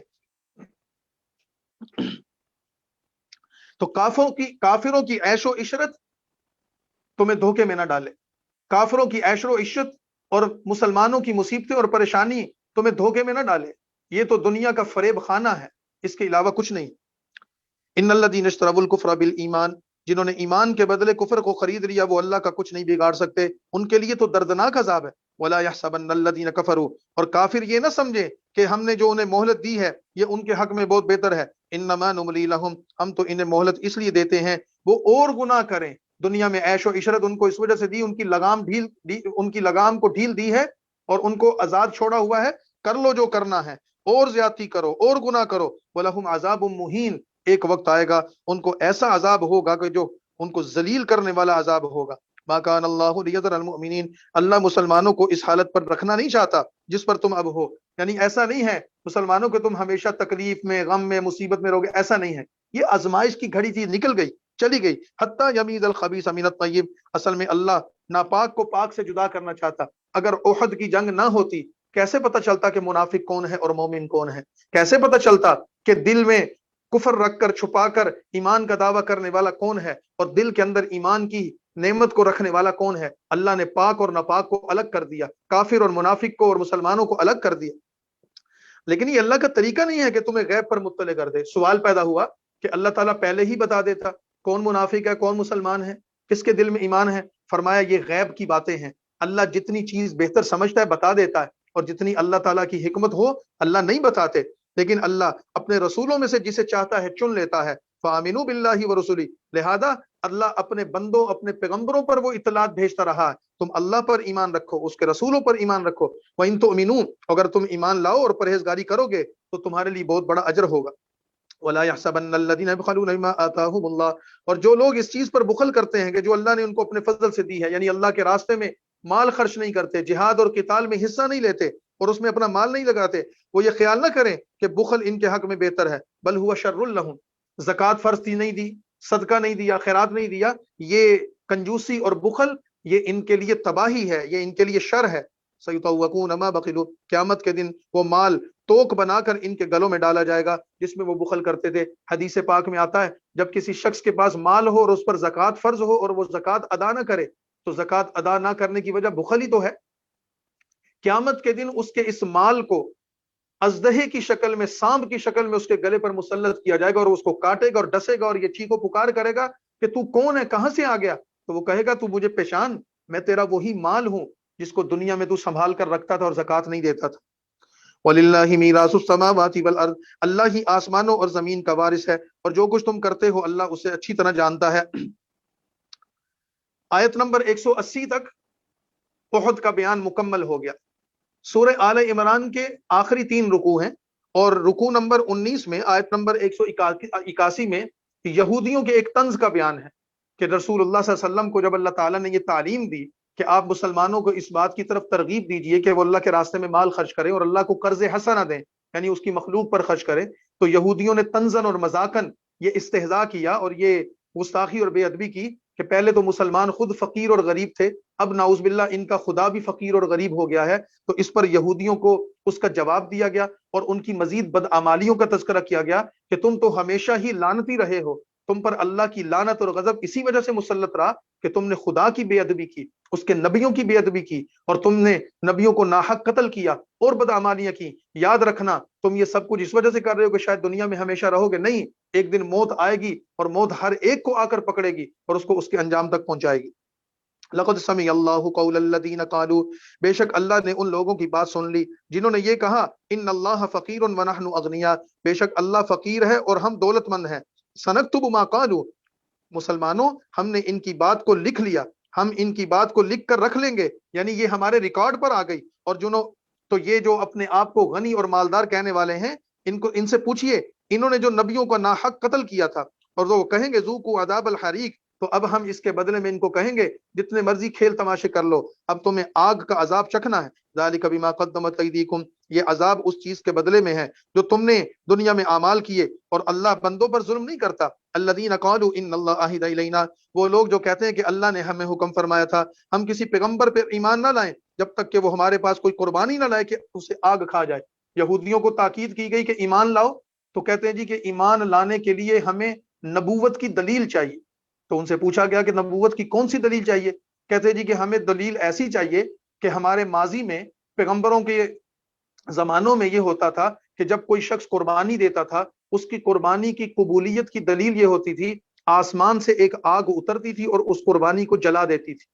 अगर ऐसी कोई निशानी हमें मिल जाए तो हम मानेंगे कि अल्लाह के नबी हैं। ये पिछली उम्मतों में एक अल्लाह ताला की तरफ से निजाम था। अल्लाह ताला ने इस उम्मत को ये सहूलत दी कि जो चीज हम कुर्बानी करते हैं वो कुर्बानी अल्लाह के रास्ते में देते हैं, लेकिन खाते हम उसे खुद हैं। जैसे कुर्बानी का जानवर है, अल्लाह के रास्ते में देते हैं लेकिन उसको खा हम खुद जाते हैं, हमें अजर और सवाब मिलता है और गोश्त भी मिलता है। अल्लाह ताला फरमाते हैं इनसे पूछो कि इस निशानी के ना आने की वजह से तुम कहते हो कि हम ईमान नहीं लाए, तो जब ये निशानियां आई थी तुमने उस वक्त कौन सा इत्तिबा कर ली थी? जिन नबियों ने ये निशानियां और मौजूदात दिखाए थे तुमने उनकी भी नाफरमानी की थी, लिहाजा तुम निशानी और दलील नहीं मांग रहे, तुम अपनी जिद और हरदर्मी पर कायम हो। तुम्हारी ये रीत आज की नहीं पुरानी।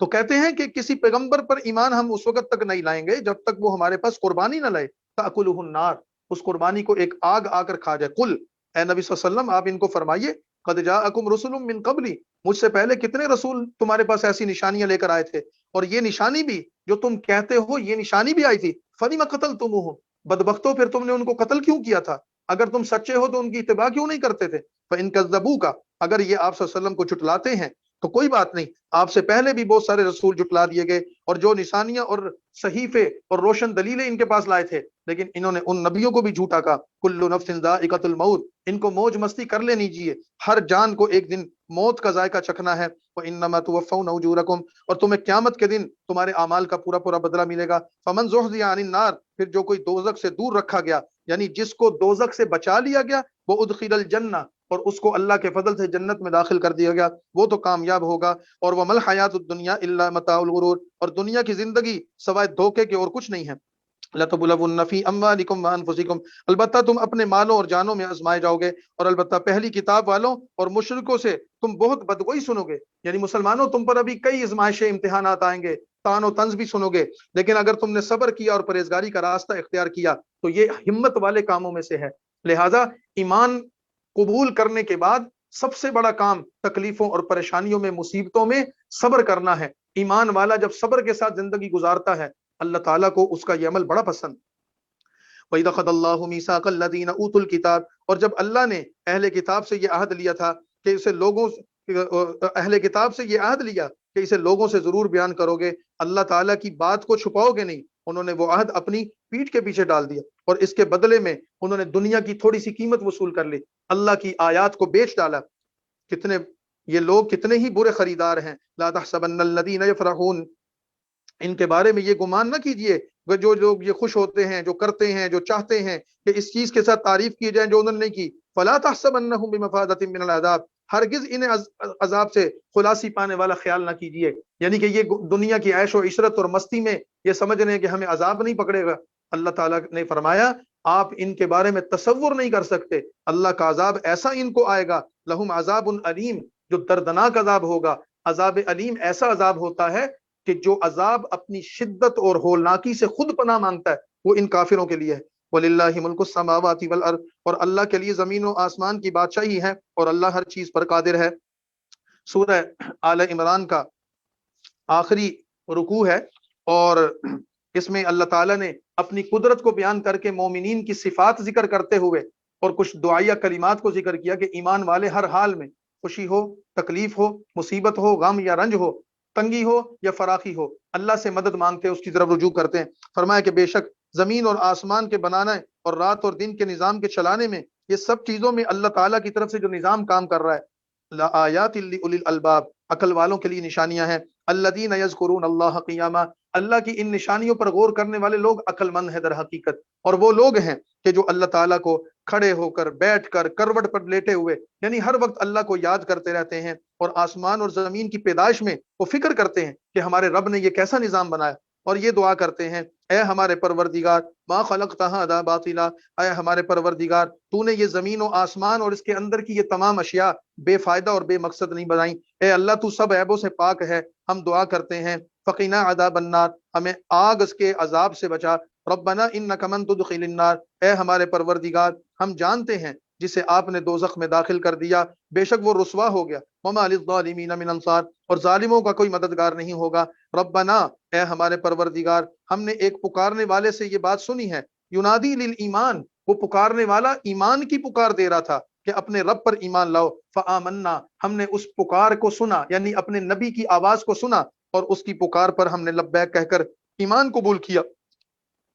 تو اے اللہ، ربنا فاغفر لنا ذنوبنا، ہم نے آپ کے نبی کی آواز پر لبیک کہہ کر اسلام قبول کیا، ایمان کے راستے پر چلے، تکلیفیں، پریشانیاں، مصیبتیں دیکھی، تیری آزمائشوں میں ہم گزرے، تو اے پروردگار بدلے میں ہمارے گناہ معاف کر دے، ہم سے ہماری برائیاں دور کر دے، وتوفنا مع الابرار، اور ہمیں نیک لوگوں میں شامل فرما۔ ربنا وآتنا، اے ہمارے رب ہمیں دے جو تو نے ہم سے اپنے رسولوں کے ذریعے وعدہ کیا، ولا تخزنا یوم القیامہ، اپنے وعدوں کو پورا فرما اور قیامت کے دن ہمیں رسوا نہ کرنا، بے شک آپ اپنے وعدے کے خلاف نہیں کرتے۔ اللہ تعالیٰ نے مومنین کو یہ دعائیں سکھا کر فرمایا جب مومنین مجھ سے یہ دعا کرتے ہیں فاستجاب لهم ربهم، پھر ان کے رب نے ان کی دعا کو قبول کیا اور یہ فرمایا میں تم سے کسی کام کرنے والے کا کام ضائع نہیں کروں گا، کسی ایمان والے کی محنت ضائع نہیں ہوگی، اس کا اجر ضائع نہیں ہوگا، ان میں کوئی مرد ہو من ذکر او انثی، ایمان والا کوئی مرد ہو یا عورت، اس کو اس کا اجر ملے گا، بعضکم من بعض، تم آپس میں ایک دوسرے کے جز ہو، فالذین ھاجروا واخرجوا من دیارہم، پھر جن لوگوں نے اللہ کے لیے اپنے وطن کو چھوڑا، وہ اپنے گھروں سے نکالے گئے یعنی ہجرت پر مجبور ہوئے، وَأُوذُوا فِي سَبِيلِي، اور میرے راستے میں ان کو تکلیفیں، مصیبتیں، پریشانیاں آئیں، وَقَاتَلُوا، اور وہ میرے راستے میں قتال کر رہے تھے، وَقُتِلُوا، اور میرے راستے میں ان کو قتل کر دیا گیا، شہید ہو گئے، لَأُكَفِّرَنَّ عَنْهُمْ سَيِّئَاتِهِمْ، میرے رب کا وعدہ ہے، میں رب تم سے یہ وعدہ کرتا ہوں میں ان کی برائیاں دور کر دوں گا، انہیں جنتوں میں داخل کروں گا، وہ جنتیں جن کے نیچے نہریں بہتی، ثوابا من عند اللہ، یہ سارے وعدے اور یہ سارے بدلے یہ اللہ کی طرف سے ہیں، واللہ عندہ حسن الثواب، اور اصل بات یہ ہے کہ اللہ کے ہاں ہی سب سے اچھا بدلہ ہے، لا یغرنک تقلب الذین کفروا فی البلاد،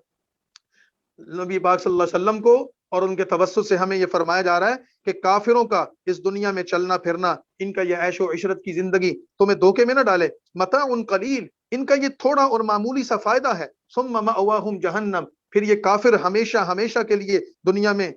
عیش و عشرت کرنے والے ہمیشہ ہمیشہ کے لیے دوزخ میں ہوں گے، اور وہ دوزخ ان کے لیے بہت برا ٹھکانہ ہوگا۔ لیکن الذین اتقوا ربہم، لیکن جو لوگ اپنے رب سے ڈرتے رہے ان کے لیے جنتیں ہیں اور ان کے نیچے نہریں بہتی ہیں، خالدین فیہا، وہ ان جنتوں میں ہمیشہ رہیں گے، نزلا من عند اللہ، اور اس جنت کی نعمتوں سے اللہ تعالیٰ ان کی مہمان نوازی کرے گا۔ وما عند اللہ خیر للابرار، اور جو اللہ کے ہاں وہ نیک بندوں کے لیے اجر ہے وہ سب سے بہترین اجر ہے۔ وَإِنَّ مِنْ أَهْلِ الْكِتَابِ لَمَن يُؤْمِنُ بِاللَّهِ، اور اہل کتاب میں سے بھی بعض ایسے ہیں جو اللہ پر ایمان لاتے ہیں، یعنی یہودیوں اور عیسائیوں نے رسول اللہ کی دعوت کو قبول کیا۔ جن یہودیوں اور عیسائیوں نے اسلام کی دعوت کو قبول کیا ان کی تعریف فرما دی، وَمَا أُنزِلَ إِلَيْكُمْ وَمَا أُنزِلَ إِلَيْهِمْ خَاشِعِينَ لِلَّهِ، جو چیز آپ صلی اللہ علیہ وسلم کی طرف نازل کی گئی اور جو ان سے پہلے پیغمبروں پر نازل کی گئی، سب پر ایمان لا کر اللہ کے سامنے عاجزی کرنے والے ہیں۔ بِآیاتِ اللہ ثمن قلیلا، اور اللہ کی آیتوں کو معمولی معمولی قیمتوں پر نہیں بیچتے، جیسے حضرت عبداللہ بن سلام رضی اللہ تعالیٰ ان کے ساتھی، ان کو بھی بتا دیجئے یہ دوہرے اجر کے مستحق ہیں۔ پچھلے نبیوں پر بھی ایمان لائے، آخری نبی پر بھی ایمان لائے، تورات و انجیل پر بھی ایمان رکھا اور اب قرآن پر بھی ایمان رکھتے ہیں۔ اولئک لہم اجر عند ربہم، ان کے لیے ان کے رب کے ہاں بہت بڑا اجر ہے، بے شک اللہ تعالیٰ جلد حساب لینے والا ہے۔ سورہ نساء کو اس نصیحت پر اور اس ترغیب پر ختم کیا، آخری آیت فرما رہے ہیں یا ایھا الذین آمنو، اے ایمان والو، احد کی جنگ گزر گئی، تکلیف کا دور گزر گیا، تمہارے ساتھی شہید ہو گئے، تم نے صدمے دیکھے اور تم نے منافقوں کی دغا بازی اور دھوکے بازی دیکھی، کافروں کی طرف سے حملہ کر کے جو زخم تمہیں پہنچا تم نے اس کو بھی برداشت کیا، تمہارے مسلمان کلمہ گو بظاہر ایمان لانے والے منافقین تمہیں دھوکہ دے گئے، تم نے دشمن کا وار اپنے سینے پر بھی برداشت کیا، تم نے اپنے ہی لوگوں کا وار اپنی پشت پر بھی برداشت کیا، تمہارے نبی نے صدمے دیکھے، یہ سب کچھ ہونے کے باوجود اللہ فرماتے ہیں ایمان والو صبر کرو، وصابرو، اور اللہ تمہیں نصیحت کرتے ہیں ہمیشہ مقابلے کے وقت مضبوط رہو، جمے رہو، ڈٹے رہو، تم نے ہمت نہیں ہار، کم ہمتی نہیں دکھانی، بزدلی نہیں دکھانی، ورابطو، اور کوشش میں لگے رہو مسلسل، واتقوا اللہ، اور اللہ سے ڈرتے رہو۔ اگر تم نے یہ شرائط پوری کر دی، صبر کے ساتھ اور مقابلے کی تیاری کے ساتھ اور جہد مسلسل کے ساتھ اور تقوی اور پرہیزگاری کے راستے پر چلتے رہے، ان چار صفات پیدا ہو گئی تو اللہ کا تم سے وعدہ ہے لعلکم تفلحون، تم انشاءاللہ کامیاب اور فلاح یافتہ ہو جاؤ گے۔ یہاں 20 رکوع اور 200 آیات سورہ آل عمران کی مکمل ہو گئیں۔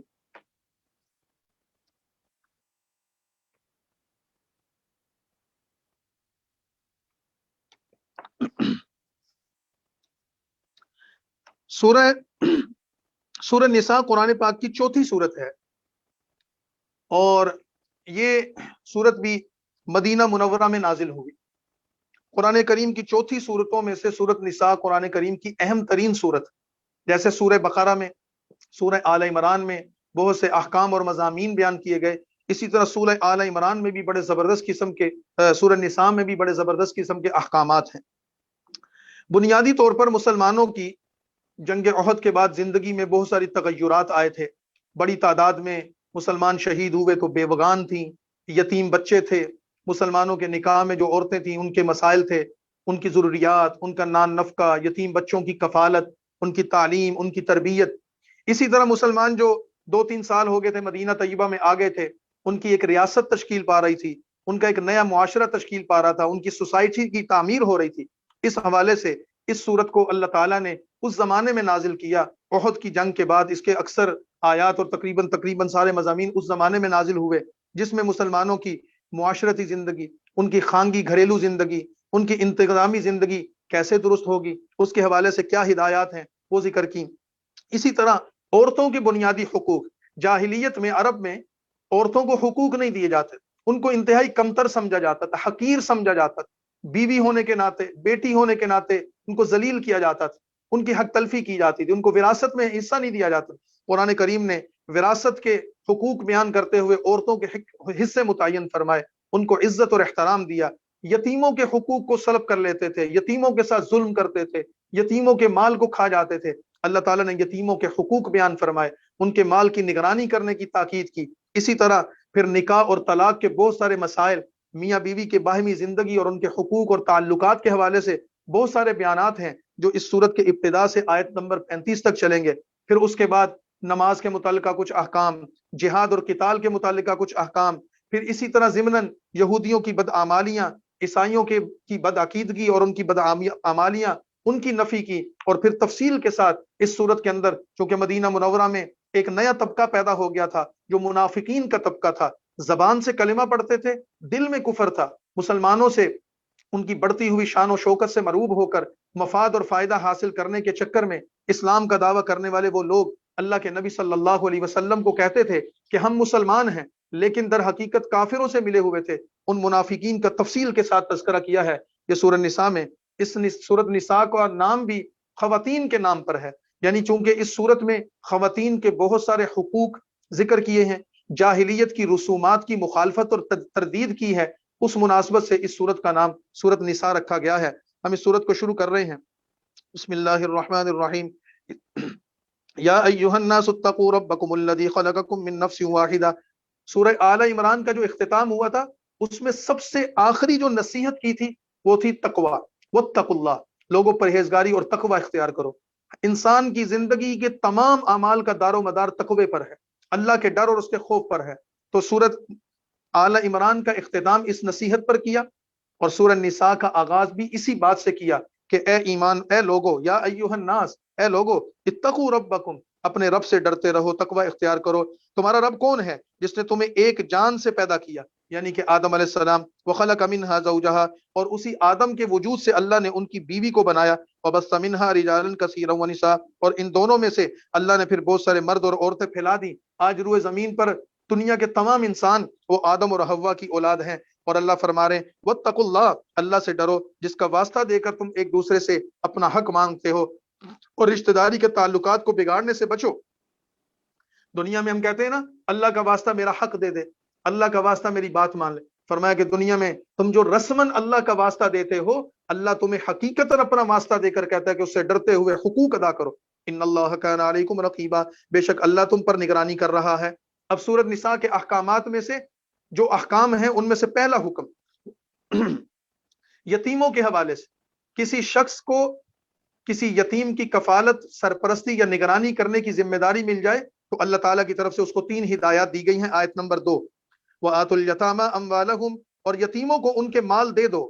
وَلَا تَتَبَدَّلُوا الْخَبِيثَ بِالطَّيِّبِ، اور ناپاک کو پاک سے نہ بدلو۔ یتیموں کو ان کے مال دے دو، مطلب یہ کہ جاہلیت میں یہ ہوتا تھا یتیم بچوں کے مالوں پر قبضہ کر لیتے تھے، ان کو دیتے نہیں تھے، فرمایا کہ دے دو، ان کا حق نہ کھاؤ۔ ایک بات تو یہ، دوسرا یہ کہ ناپاک کو پاک سے نہ بدلو، ان کے مال کو اپنا مال قرار دے دینا، ان کے اچھے مال کو اپنے کھاتے میں ڈال لینا اور اپنی ردی چیز کو ان کے نام کر دینا، یہ ناپاک اور پاک کی تعبیر ہے، یہ نہ کرو۔ وَلَا تَأْكُلُوا أَمْوَالَهُمْ إِلَىٰ أَمْوَالِكُمْ، اور تیسری نصیحت یہ، ان کے مال اپنے مال کے ساتھ ملا کر نہ کھاؤ۔ کبھی تو براہ راست غصب کرتے، کبھی چینج کر دیتے، تبدیل کر دیتے، اور اگر کوئی تھوڑا بہت لحاظ بھی ہوتا ہے تو ایسا کرتے کہ اپنے مال کو ان کے مال کے ساتھ شامل کر کے تو اپنا مال کا عنوان بنا کر اصل میں یتیموں کا مال کھا رہے ہوتے تھے۔ فرمایا کہ یہ نہ کرو، انہ کان حوبا کبیرا، بے شک یہ بہت بڑا گناہ ہے۔ وَإِنْ خِفْتُمْ أَلَّا تُقْسِطُوا فِي الْيَتَامَىٰ، پہلے یتیموں کے متعلق مطلقاً بات کی ہے، آیت نمبر 3 میں خصوصاً یتیم بچیوں کے بارے میں بات کی۔ یتیم بچیوں سے حسن سلوک کرنے کی تعبیر کی جا رہی ہے، کیونکہ جاہلیت کے دور میں سب سے بڑھ کر ظلم بچیوں پر ہوتا تھا، اور خصوصاً جن بچیوں کے والدین فوت ہو جاتے تھے ان بچیوں کے مال پر قبضہ کر لیتے، ان سے نکاح کرتے تو ان کو حق مہر نہیں دیتے تھے، یا ان سے حقوق کی جو زیادتی کرتے تھے، ظلم کرتے تھے، اس کی نفی کر دی۔ اور اگر تم یتیم لڑکیوں سے بے انصافی کرنے سے ڈرتے ہو تو وَإِنْ خِفْتُمْ أَلَّا تُقْسِطُوا فِي الْيَتَامَىٰ، تو پھر تم ان سے نکاح نہ کرو، بلکہ جو عورتیں تمہیں پسند ہیں ان سے نکاح کر لو۔ حضرت عائشہ صدیقہ رضی اللہ تعالیٰ عنہ فرماتی ہیں اس آیت کی روشنی میں کہ جاہلیت کے زمانے میں ایسا ہوتا تھا کہ کسی کی کوئی چچا کی بیٹی، کوئی ماموں کی بیٹی، کوئی کزن وغیرہ بچی کوئی یتیم ہو گئی، خوبصورت ہوتی، مال و دولت والی ہوتی، تو اس سے نکاح کر لیتے، زبردستی کر لیتے، اس کے مال پر بھی قبضہ کر لیتے، لیکن اس کو حق مہر نہیں دیتے تھے، اس سے جسمانی فائدہ بھی اٹھاتے، مالی فائدہ بھی اٹھاتے، لیکن اس کے حقوق ادا نہیں کرتے تھے۔ اور اگر وہ خوبصورت نہ ہوتی تو اس کے کم از کم مال پر قبضہ کر کے اس سے نکاح کر لیتے اور اس کو لٹکائی رکھتے، نہ طلاق دیتے نہ آباد کرتے، اس طرح کی حرکتیں۔ فرمایا کہ اگر تو حقوق ادا کر سکتے ہو تو کرو، نہیں کر سکتے تو پھر باہر کسی عورتوں سے نکاح کر لو، اور اللہ اجازت دیتے ہیں ایک نکاح 2 3 یا 4 تک بھی کر سکتے ہو، اور 4 نکاح کرنے کی حکمت اس میں بہت سارے معارف ہیں، اور یہ ایک لمبی بحث ہے کہ اسلام نے 4 نکاح کرنے کی اجازت کیوں دی۔ اس کا پس منظر ایک تو یہ ہے کہ جس زمانے میں یہ احکام نازل ہوئے بیوگان کی بڑی تعداد تھی، احد میں شہید ہونے والوں کی بیوگان، اسی طرح اسلام اس بات کی تعلیم دیتا ہے کہ بیوگان ہیں یا ایسی طلاق یافتہ خواتین ہیں، ان کو معاشرے میں ایسے نہ چھوڑو، ان سے بھی نکاح کرو، صرف اپنے نکاح کے لیے کنواریاں تلاش نہ کرو۔ اس طرح تو معاشرے کے اندر خواتین کی بڑی تعداد بیٹھی ہوئی ہے کہ جن سے نکاح نہیں ہو پا رہا۔ دوسرا یہ تھا، جاہلیت کے دور میں نکاح کرنے کی کوئی حد نہیں تھی، 10 20 20 30 نکاح بھی کرتے تھے، تو اللہ تعالیٰ نے اس کو ختم کر دیا سلسلے کو، اور ایک حد مقرر کر دی کہ ایک وقت میں بیک وقت ایک شخص کے نکاح میں اگر زیادہ سے زیادہ آ سکتی ہیں تو 4 آ سکتی ہیں، اور اس میں بھی شرط لگا دی، اگر عدل اور انصاف کر سکتے ہو تو کرو، اگر عدل نہیں کر سکتے تو پھر ایک پر گزارا کرو۔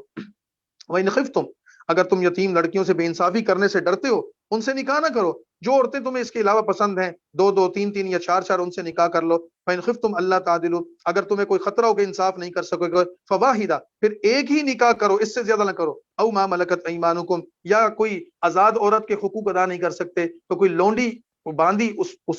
تمہاری ملک میں ہو، اس سے کر لو۔ آج کے زمانے میں تو لونڈیوں اور باندیوں کا کوئی وجود ہی نہیں ہے، اس زمانے میں تھا تو اس وجہ سے حکم دیا۔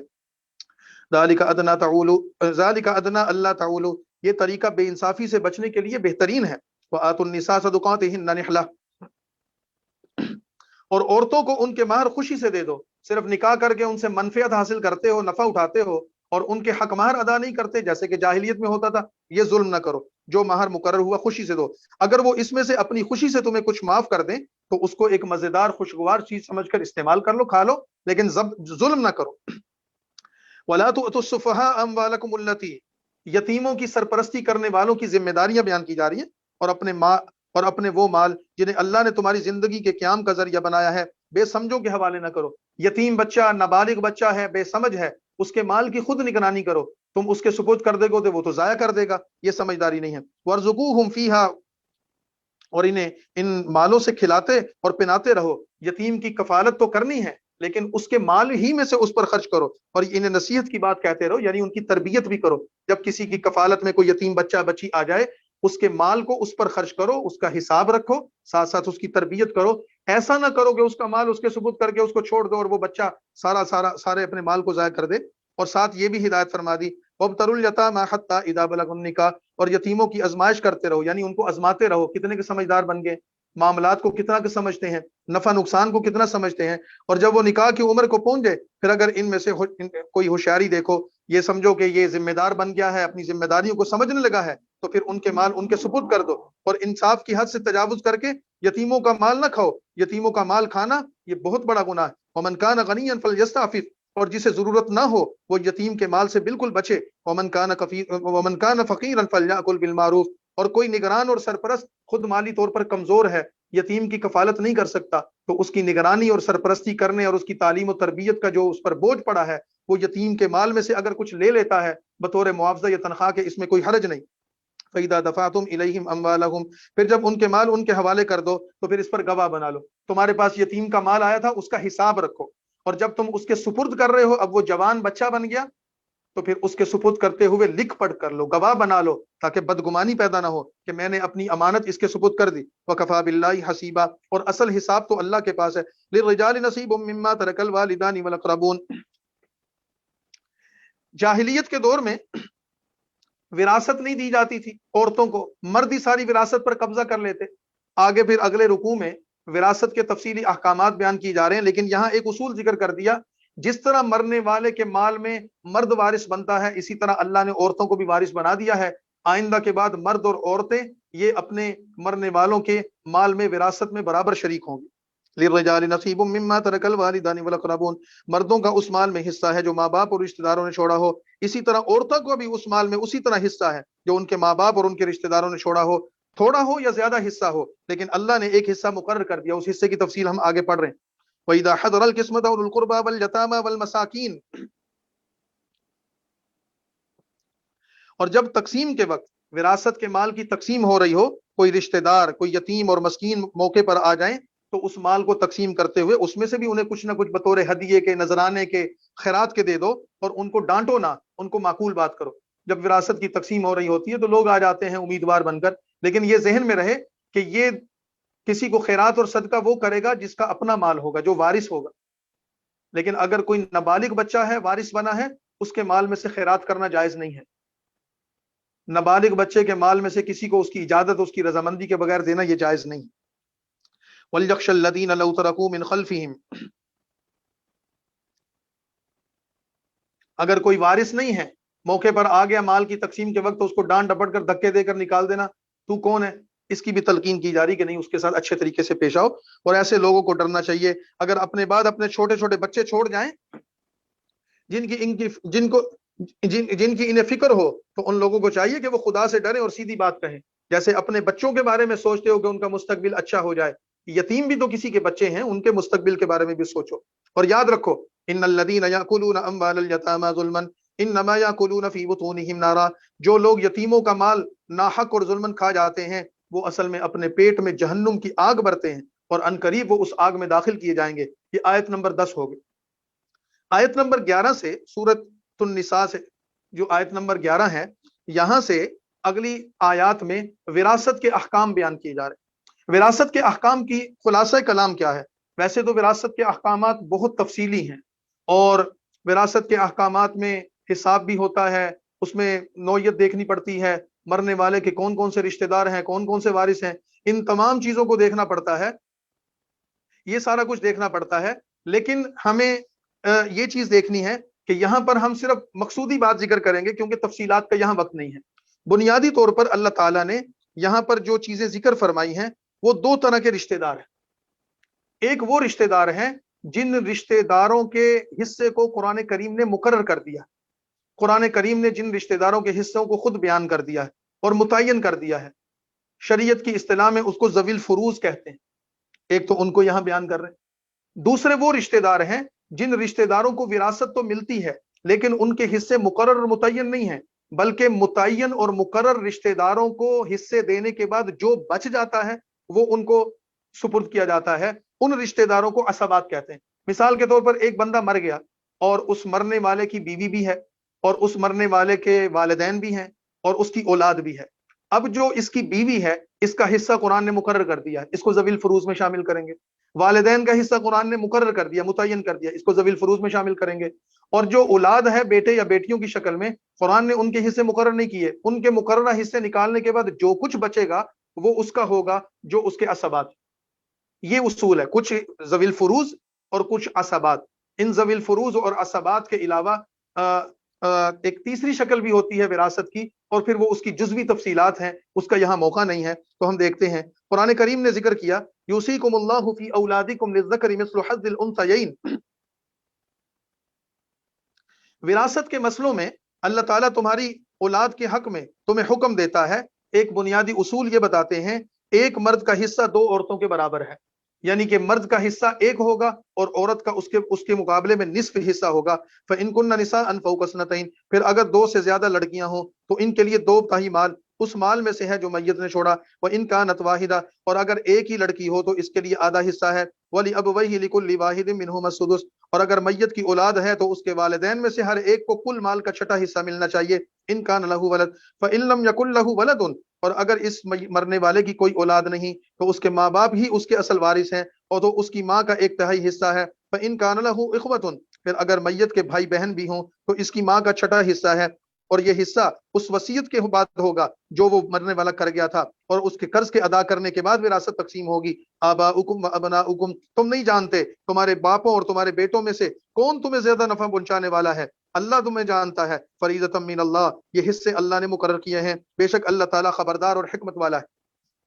وَلَكُمْ نِصْفُ مَا تَرَكَ أَزْوَاجُكُمْ، اور جو مال تمہاری عورتیں چھوڑ کر مر جائیں، یعنی کہ بیویاں، اس میں تمہارا آدھا حصہ ہے، شوہر کو آدھا حصہ ملے گا۔ إِن لَّمْ يَكُن لَّهُنَّ وَلَدٌ، بشرطے کہ ان کی اولاد نہ ہو۔ فَإِن كَانَ لَهُنَّ وَلَدٌ، اگر ان کی اولاد ہوگی، فَلَكُمُ الرُّبُعُ، تو اس میں سے پھر شوہر کو چوتھا حصہ ملے گا۔ ایک چوتھائی تمہارا ہوگا،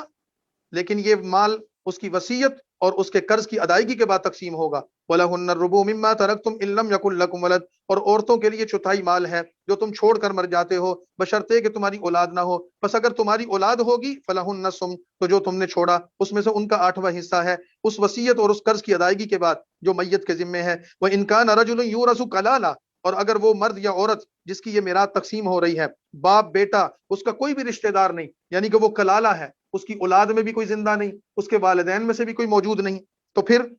اس میت کا ایک بھائی یا بہن ہے تو دونوں میں سے ہر ایک کا چھٹا حصہ ہوگا۔ اور اگر یہ بھائی بہن زیادہ ہوں تو ایک تہائی میں سب شریک ہو جائیں گے. بعد وصیت یوصی بہا او دین، لیکن یہ وصیت اور قرض کی ادائیگی کے بعد ہوگا. غیر مضار وصیت من اللہ، اور رشتہ داروں کا نقصان نہ ہو، یہ اللہ کا حکم ہے اور اللہ جاننے والا اور تحمل کرنے والا ہے. تلک حدود اللہ، مسلمانوں یہ اللہ تعالیٰ کی بیان کی ہوئی حدیں ہیں. ومن یطع اللہ ورسول، اور جو شخص اللہ اور اس کے رسول کے حکم پر چلے اسے اللہ جنت میں داخل کرے گا، اور جن کے نیچے نہریں بہتی ہوں گی ان میں وہ ہمیشہ رہیں گے، اور یہی بڑی کامیابی ہے. ومن یعص اللہ ورسول، اور جو شخص اللہ اور اس کے رسول کی نافرمانی کرے گا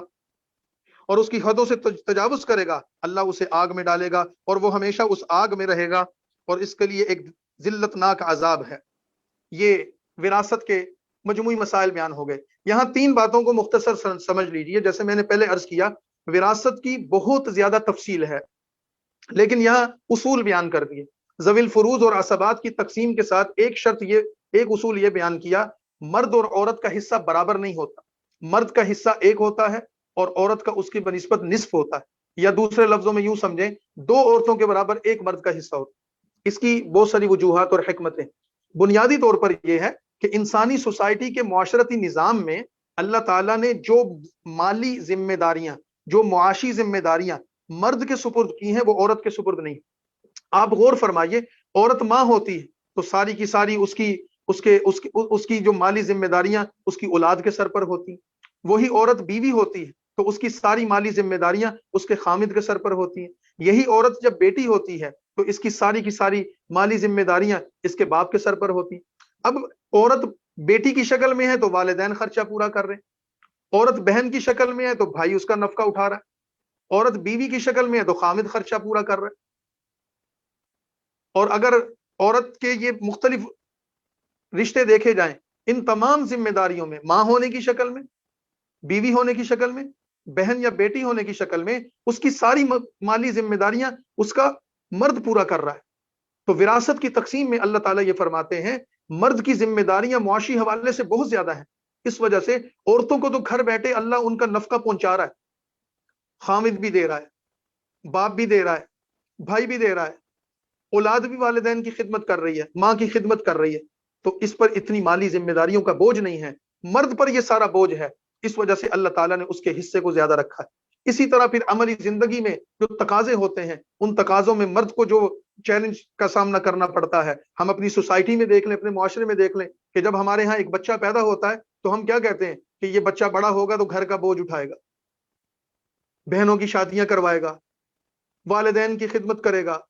بہنوں اپنے گھروں والیاں ہو گئی، اور یہ جب اپنی شادی بھی کر لے گا، اس نے اپنے بچوں کو بھی پالنا ہے، اپنی بہنوں کی بھی ذمہ داریوں کو پورا کرنا ہے، اپنے والدین کی بھی خدمت کرنی ہے. تو مرد پر اتنی مالی ذمہ داریوں کی بوجھ ہونے کی وجہ سے اللہ نے اس کے حصے کو بڑھا کر دیا.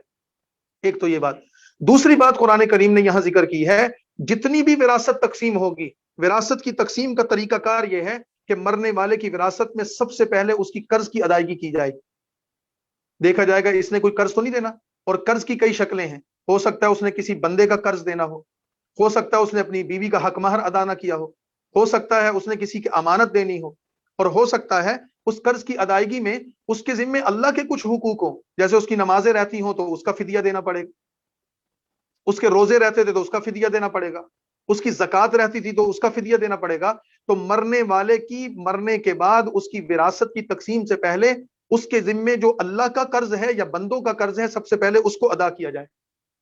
اس قرض کی ادا کرنے کے بعد، سارے کے سارے قرض کے ادا کرنے کے بعد پھر دیکھا جائے گا کہ مرنے والے نے کوئی وصیت تو نہیں کی. اگر اس نے وصیت کی ہے تو پھر اس کی وصیت پر عمل کیا جائے گا، لیکن مرنے والے کی وصیت پر، کل وصیت پر عمل نہیں کیا جائے گا، ایک تہائی وصیت پر عمل کیا جائے. ایک بندے نے مثال کے طور پر اگر کوئی وصیت کی ہے کہ میرے مال کو فلاں کو دے دیا جائے تو اس پر عمل نہیں کیا جائے گا، اس وصیت کا ایک تہائی اس پر عمل کیا جائے گا، باقی مال وارثوں میں تقسیم ہوگا. اور یہ ذہن میں رہے تیسری بات کہ وصیت کرنے والے نے اگر وصیت کی اور وہ وصیت اس نے اپنے کسی وارث کے حق میں کی تو اللہ کے نبی صلی اللہ علیہ وسلم کا ارشاد ہے کہ وصیت کے حق، وارث کے حق میں وصیت معتبر نہیں. مثال کے طور پر ایک بندہ مر جاتا ہے، اس کے والدین بھی وارث بنتے ہیں، اس کی اولاد بھی وارث بنتی ہے، اس کی بیوی بھی وارث بنتی ہے، اور مرنے والا یہ وصیت کر گیا کہ میرے باپ کو اتنے پیسے دے دیے جائیں، یا میری بیوی کو اتنا دے دیا جائے، یا میرے بچوں کو، تو یہ ساری وصیت غیر شرعی ہے، کل عدم. کیوں؟ جن کے حصے اللہ نے مقرر کر دیے، ذوی الفروض کی شکل میں یا عصبات کی شکل میں ان کو ملے گا. وارث جو پہلے ہی بنا ہوا ہے اور اللہ نے اس کو بنا دیا ہے، اب میں مرنے سے پہلے اپنے اس وارث کو جو اللہ کی طرف سے مقرر ہے اپنی وصیت سے کچھ نہیں دے سکتا، یہ ناجائز ہے۔ ہمارے معاشرے میں یہ بہت بڑا مرض ہے، لوگ مرنے سے پہلے کہتے ہیں میں اس بیٹے سے راضی ہوں، اس کو ہی دے دینا، جس سے میں ناراض ہوں اس کو کچھ نہ دینا۔ یہ تقسیم غلط ہے۔ ہاں اگر کوئی ایسا کرنا چاہتا ہے تو اپنی زندگی میں کرے۔ اپنی زندگی میں کرنے کا مطلب یہ ہے کہ میں اپنی زندگی میں اپنا مال کسی کو دے دوں اور دے کر اس کو اس کا مالک بنا دوں، تو یہ ہبہ اور ہدیہ ہوتا ہے، اس میں کوئی رکاوٹ نہیں ڈال سکتا۔ لیکن اگر میں نے زبانی کلامی کہہ دیا کہ یہ فلاں چیز فلاں کی ہے اور یہ کہہ کر مر گیا، تو اس پر عمل نہیں ہوگا اگر وہ شریعت کے خلاف ہے۔ تو یہ دو تین باتیں بنیادی طور پر۔ آخری بات یہ، ہمارے معاشرے میں جہاں اور بہت بڑے جرائم ہیں اور بہت ساری پریشانیاں ہیں اور بہت سارے انسانی حقوق پامال ہو رہے ہیں، بندوں کے حقوق کو غصب کر رہے ہیں، اس میں ایک مسئلہ وصیت کا، وراثت کا بھی ہے۔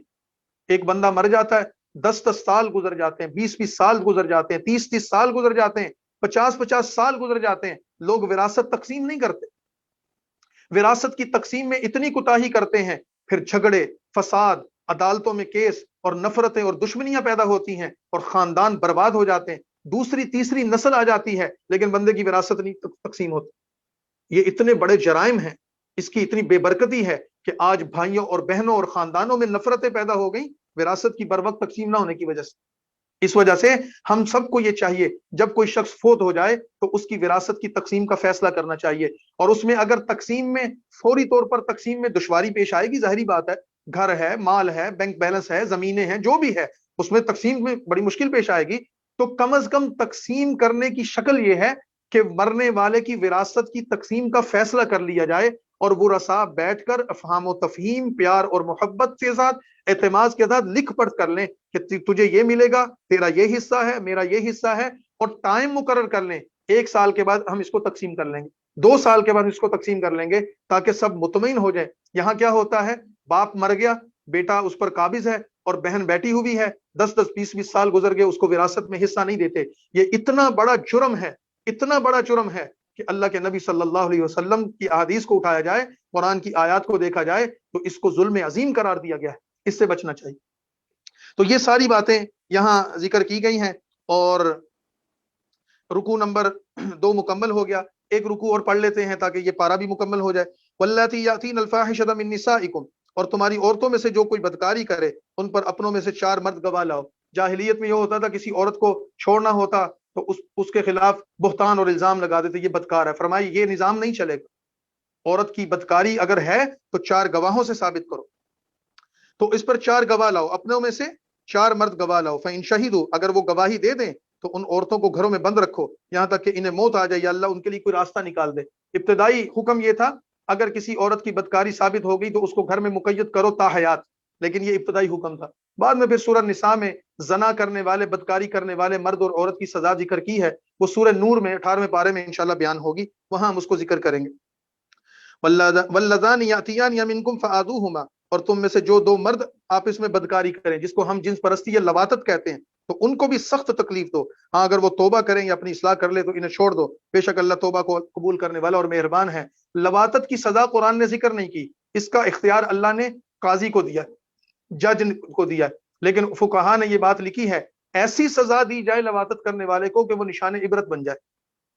انما التوبۃ علی اللہ للذین یعملون السوء، اللہ پر توبہ قبول کرنے کا حق انہی لوگوں کے لیے ہے جو جہالت کی وجہ سے برا کام کرتے ہیں اور اس کے بعد جلد توبہ کر لیتے ہیں، یعنی اللہ انہی کی توبہ قبول کرتا ہے جو توبہ میں جلدی کرتے ہیں، ان لوگوں کو اللہ معاف کر دیتا ہے۔ وکان اللہ علیما حکیما، اور اللہ سب کچھ جاننے والا ہے، اور اللہ تعالیٰ حکمت۔ ولیست التوبۃ للذین یعملون السیئات، اور ان لوگوں کی توبہ قبول نہیں ہوتی جو مسلسل برے کام کرتے رہتے ہیں، یہاں تک کہ جب ان کی موت کا وقت آ جاتا تو کہتے ہیں یا اللہ میری توبہ۔ ایسی توبہ اللہ قبول نہیں کرتا، یہ کفر کی حالت میں مرتے ہیں، کیونکہ نزع کی حالت میں موت کے وقت کی توبہ قبول نہیں۔ ان کے لیے ہم نے دردناک عذاب تیار کیا ہے۔ یا ایھا الذین آمنوا لا یحل لکم ان ترثوا النساء کرہا، اور ایک نصیحت یہ کر دی ایمان والو، تمہارے لیے یہ جائز اور حلال نہیں ہے کہ زبردستی عورتوں کو میراث میں لے لو۔ جاہلیت کے دور میں بیوغان کو اور یتیم بچیوں کو وراثت سمجھ کر عورتوں پر ہی قبضہ کر لیتے تھے، عورتوں کو ہی وراثت کا مال سمجھ کر ان پر قبضہ کر لے۔ فرمایا یہ کام نہ کرو، یہ انسان ہیں، ان کی حرمت اور ان کا عزت اور احترام ہے، ان سے اپنے رشتہ داری اور تعلق کو نبھاؤ، ان پر قبضے نہ کرو، یہ تمہاری وراثت نہیں ہے۔ ولا تعذلوهن لتذهبوا ببعض ما آتيتمون، اور ان کے واسطے نہ روکے رکھو کہ ان سے کچھ اپنا دیا ہوا مال واپس لے لو. ہاں اگر وہ کسی کھلی گمراہی کا اور کسی غلطی کا اور بد چلنی کا ارتکاب کرتے ہیں تو عورتوں کے ساتھ اچھی سی زندگی بسر کرو. اگر تمہیں وہ ناپسند ہو، اگر تمہارے نکاح میں ہیں، ان سے کوئی غلطی ہو گئی، کوئی بدکاری ہوگی، کچھ ہو گیا تو ان کو چھوڑ دو، آزاد کر دو. لیکن اگر وہ تمہیں پسند ہیں اور تم ان کو رکھنا چاہتے ہو تو ظلم اور زیادتی کے ساتھ نہ رکھو. جاہلیت کے دور میں عورتوں کے حقوق نہیں دیتے تھے، نان نفقہ نہیں دیتے تھے، لٹکا کر رکھتے تھے. کبھی طلاق دے دی پھر رجوع کر لیا، طلاق دے دی پھر رجوع کر لیا. عورت کا جینا محال کیا ہوا تھا. ان چیزوں کی مخالفت کر دی. ممکن ہے کہ تمہیں ایک چیز پسند نہ آئے، مگر اللہ نے اس میں بہت بلائی رکھی ہے. تمہیں پسند ہے تو رکھو، نہیں پسند ہے تو اس کو آزاد کر دو، اپنی اور اس کی زندگی کو اذیت میں مبتلا نہ کرو.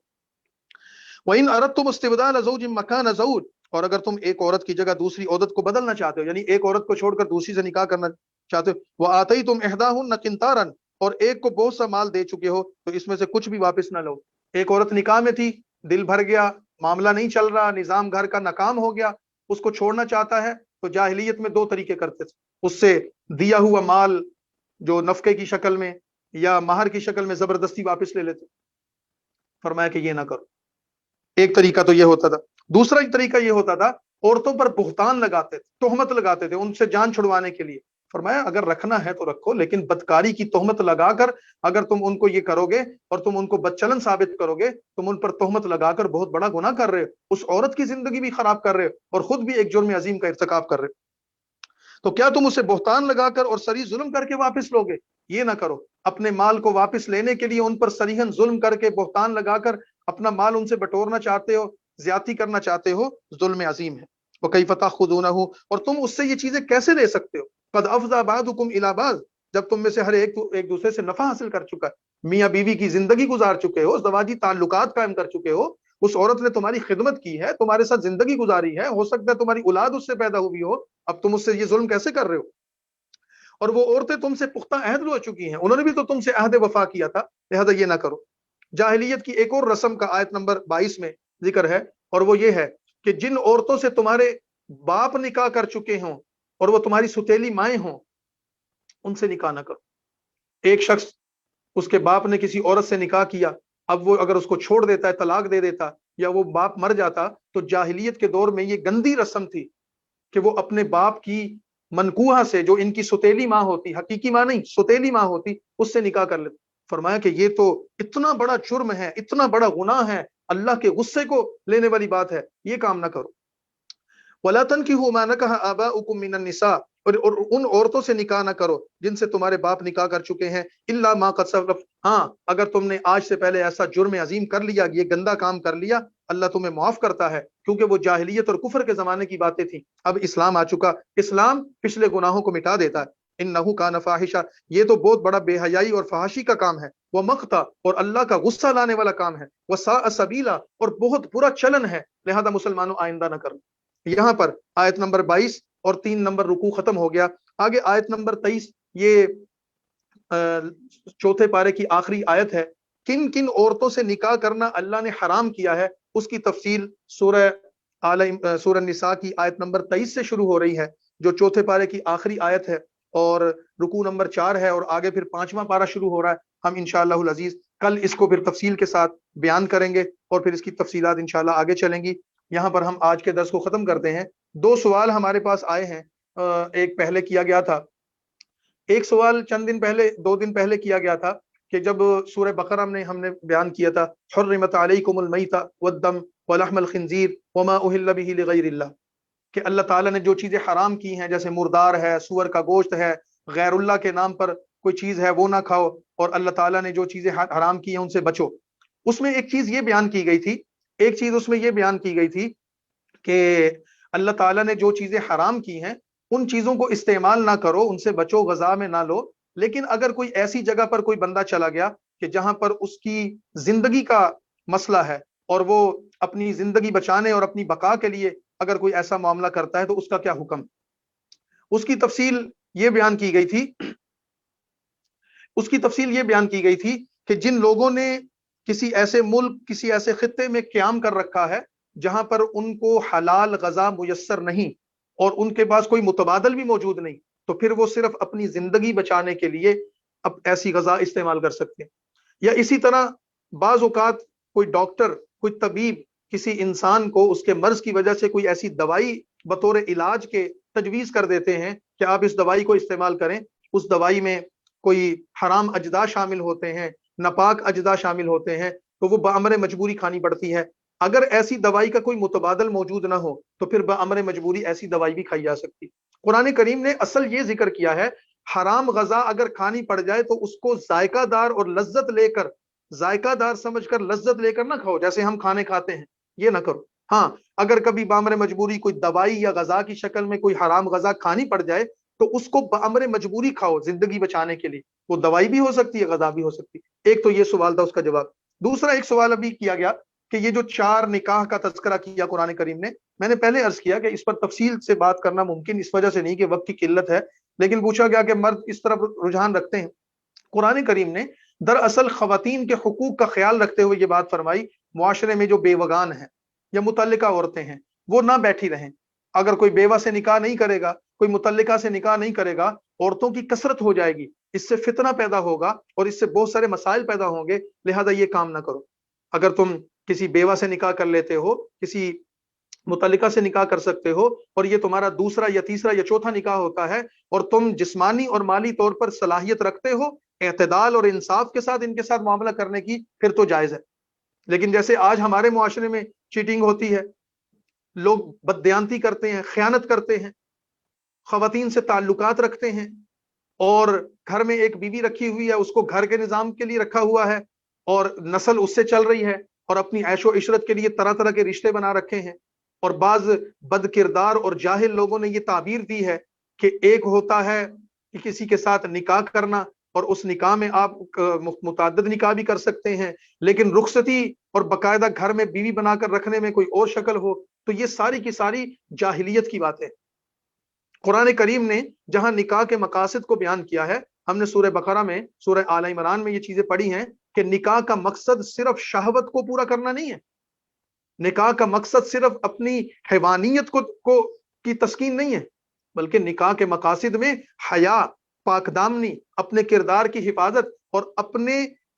نسل کی بقا اور اپنے خاندان کا تسلسل ہے. اس کے ساتھ ساتھ انسان کی جنسی ضروریات بھی پوری ہوتی. ان جنسی ضروریات کے پورا کرنے میں اگر کوئی اعتدال اور انصاف کے ساتھ یہ کام کرتا ہے پھر تو ٹھیک ہے. لیکن اگر صرف شہوت رانی کی غرض سے، صرف عیش و عشرت کی غرض سے، جس طرح کہ آج کل لوگوں نے تعلقات بنا رکھے ہوتے ہیں، لوگوں سے میل ملاپ رکھے ہوتے ہیں، اور جس طرح آج کل مرد اور خواتین بے حیائی اور فحاشی اور عریانی کے راستے پر چلے ہوئے ہیں، اس کی تو قطعی اجازت نہیں دی جا سکتی. تو لہذا قرآن کریم کا مقصود یہ ہے کہ جس مرد میں جسمانی اور مالی طور پر یہ صلاحیت اور استعداد موجود ہو اور وہ انصاف اور عدل کے تقاضوں کو پورا کر سکتا ہو تو وہ ایک سے زائد نکاح کر سکتا ہے. لیکن اگر کسی کو خوف ہو، عدل نہیں کر سکے گا، انصاف نہیں کر سکے گا، تو پھر اس کو ایک ہی پر گزارا کرنا چاہیے کہ وہ اس کے حقوق کو تو پورا کرے، ان بچوں کے حقوق کو تو پورا کرے، اس نظام کو تو سنبھالے جو اس کے ذمے ہے. تو یہ اس کی بنیادی باتیں ہیں. باقی انشاءاللہ العزیز اگر کوئی اور سوالات آپ کے آئیں گے، ہم کوشش کریں گے کہ ان پر بھی کچھ نہ کچھ بات کرتے رہیں. سبحان ربک رب العزت عما یصفون وسلام علی المرسلین والحمد للہ رب العالمین.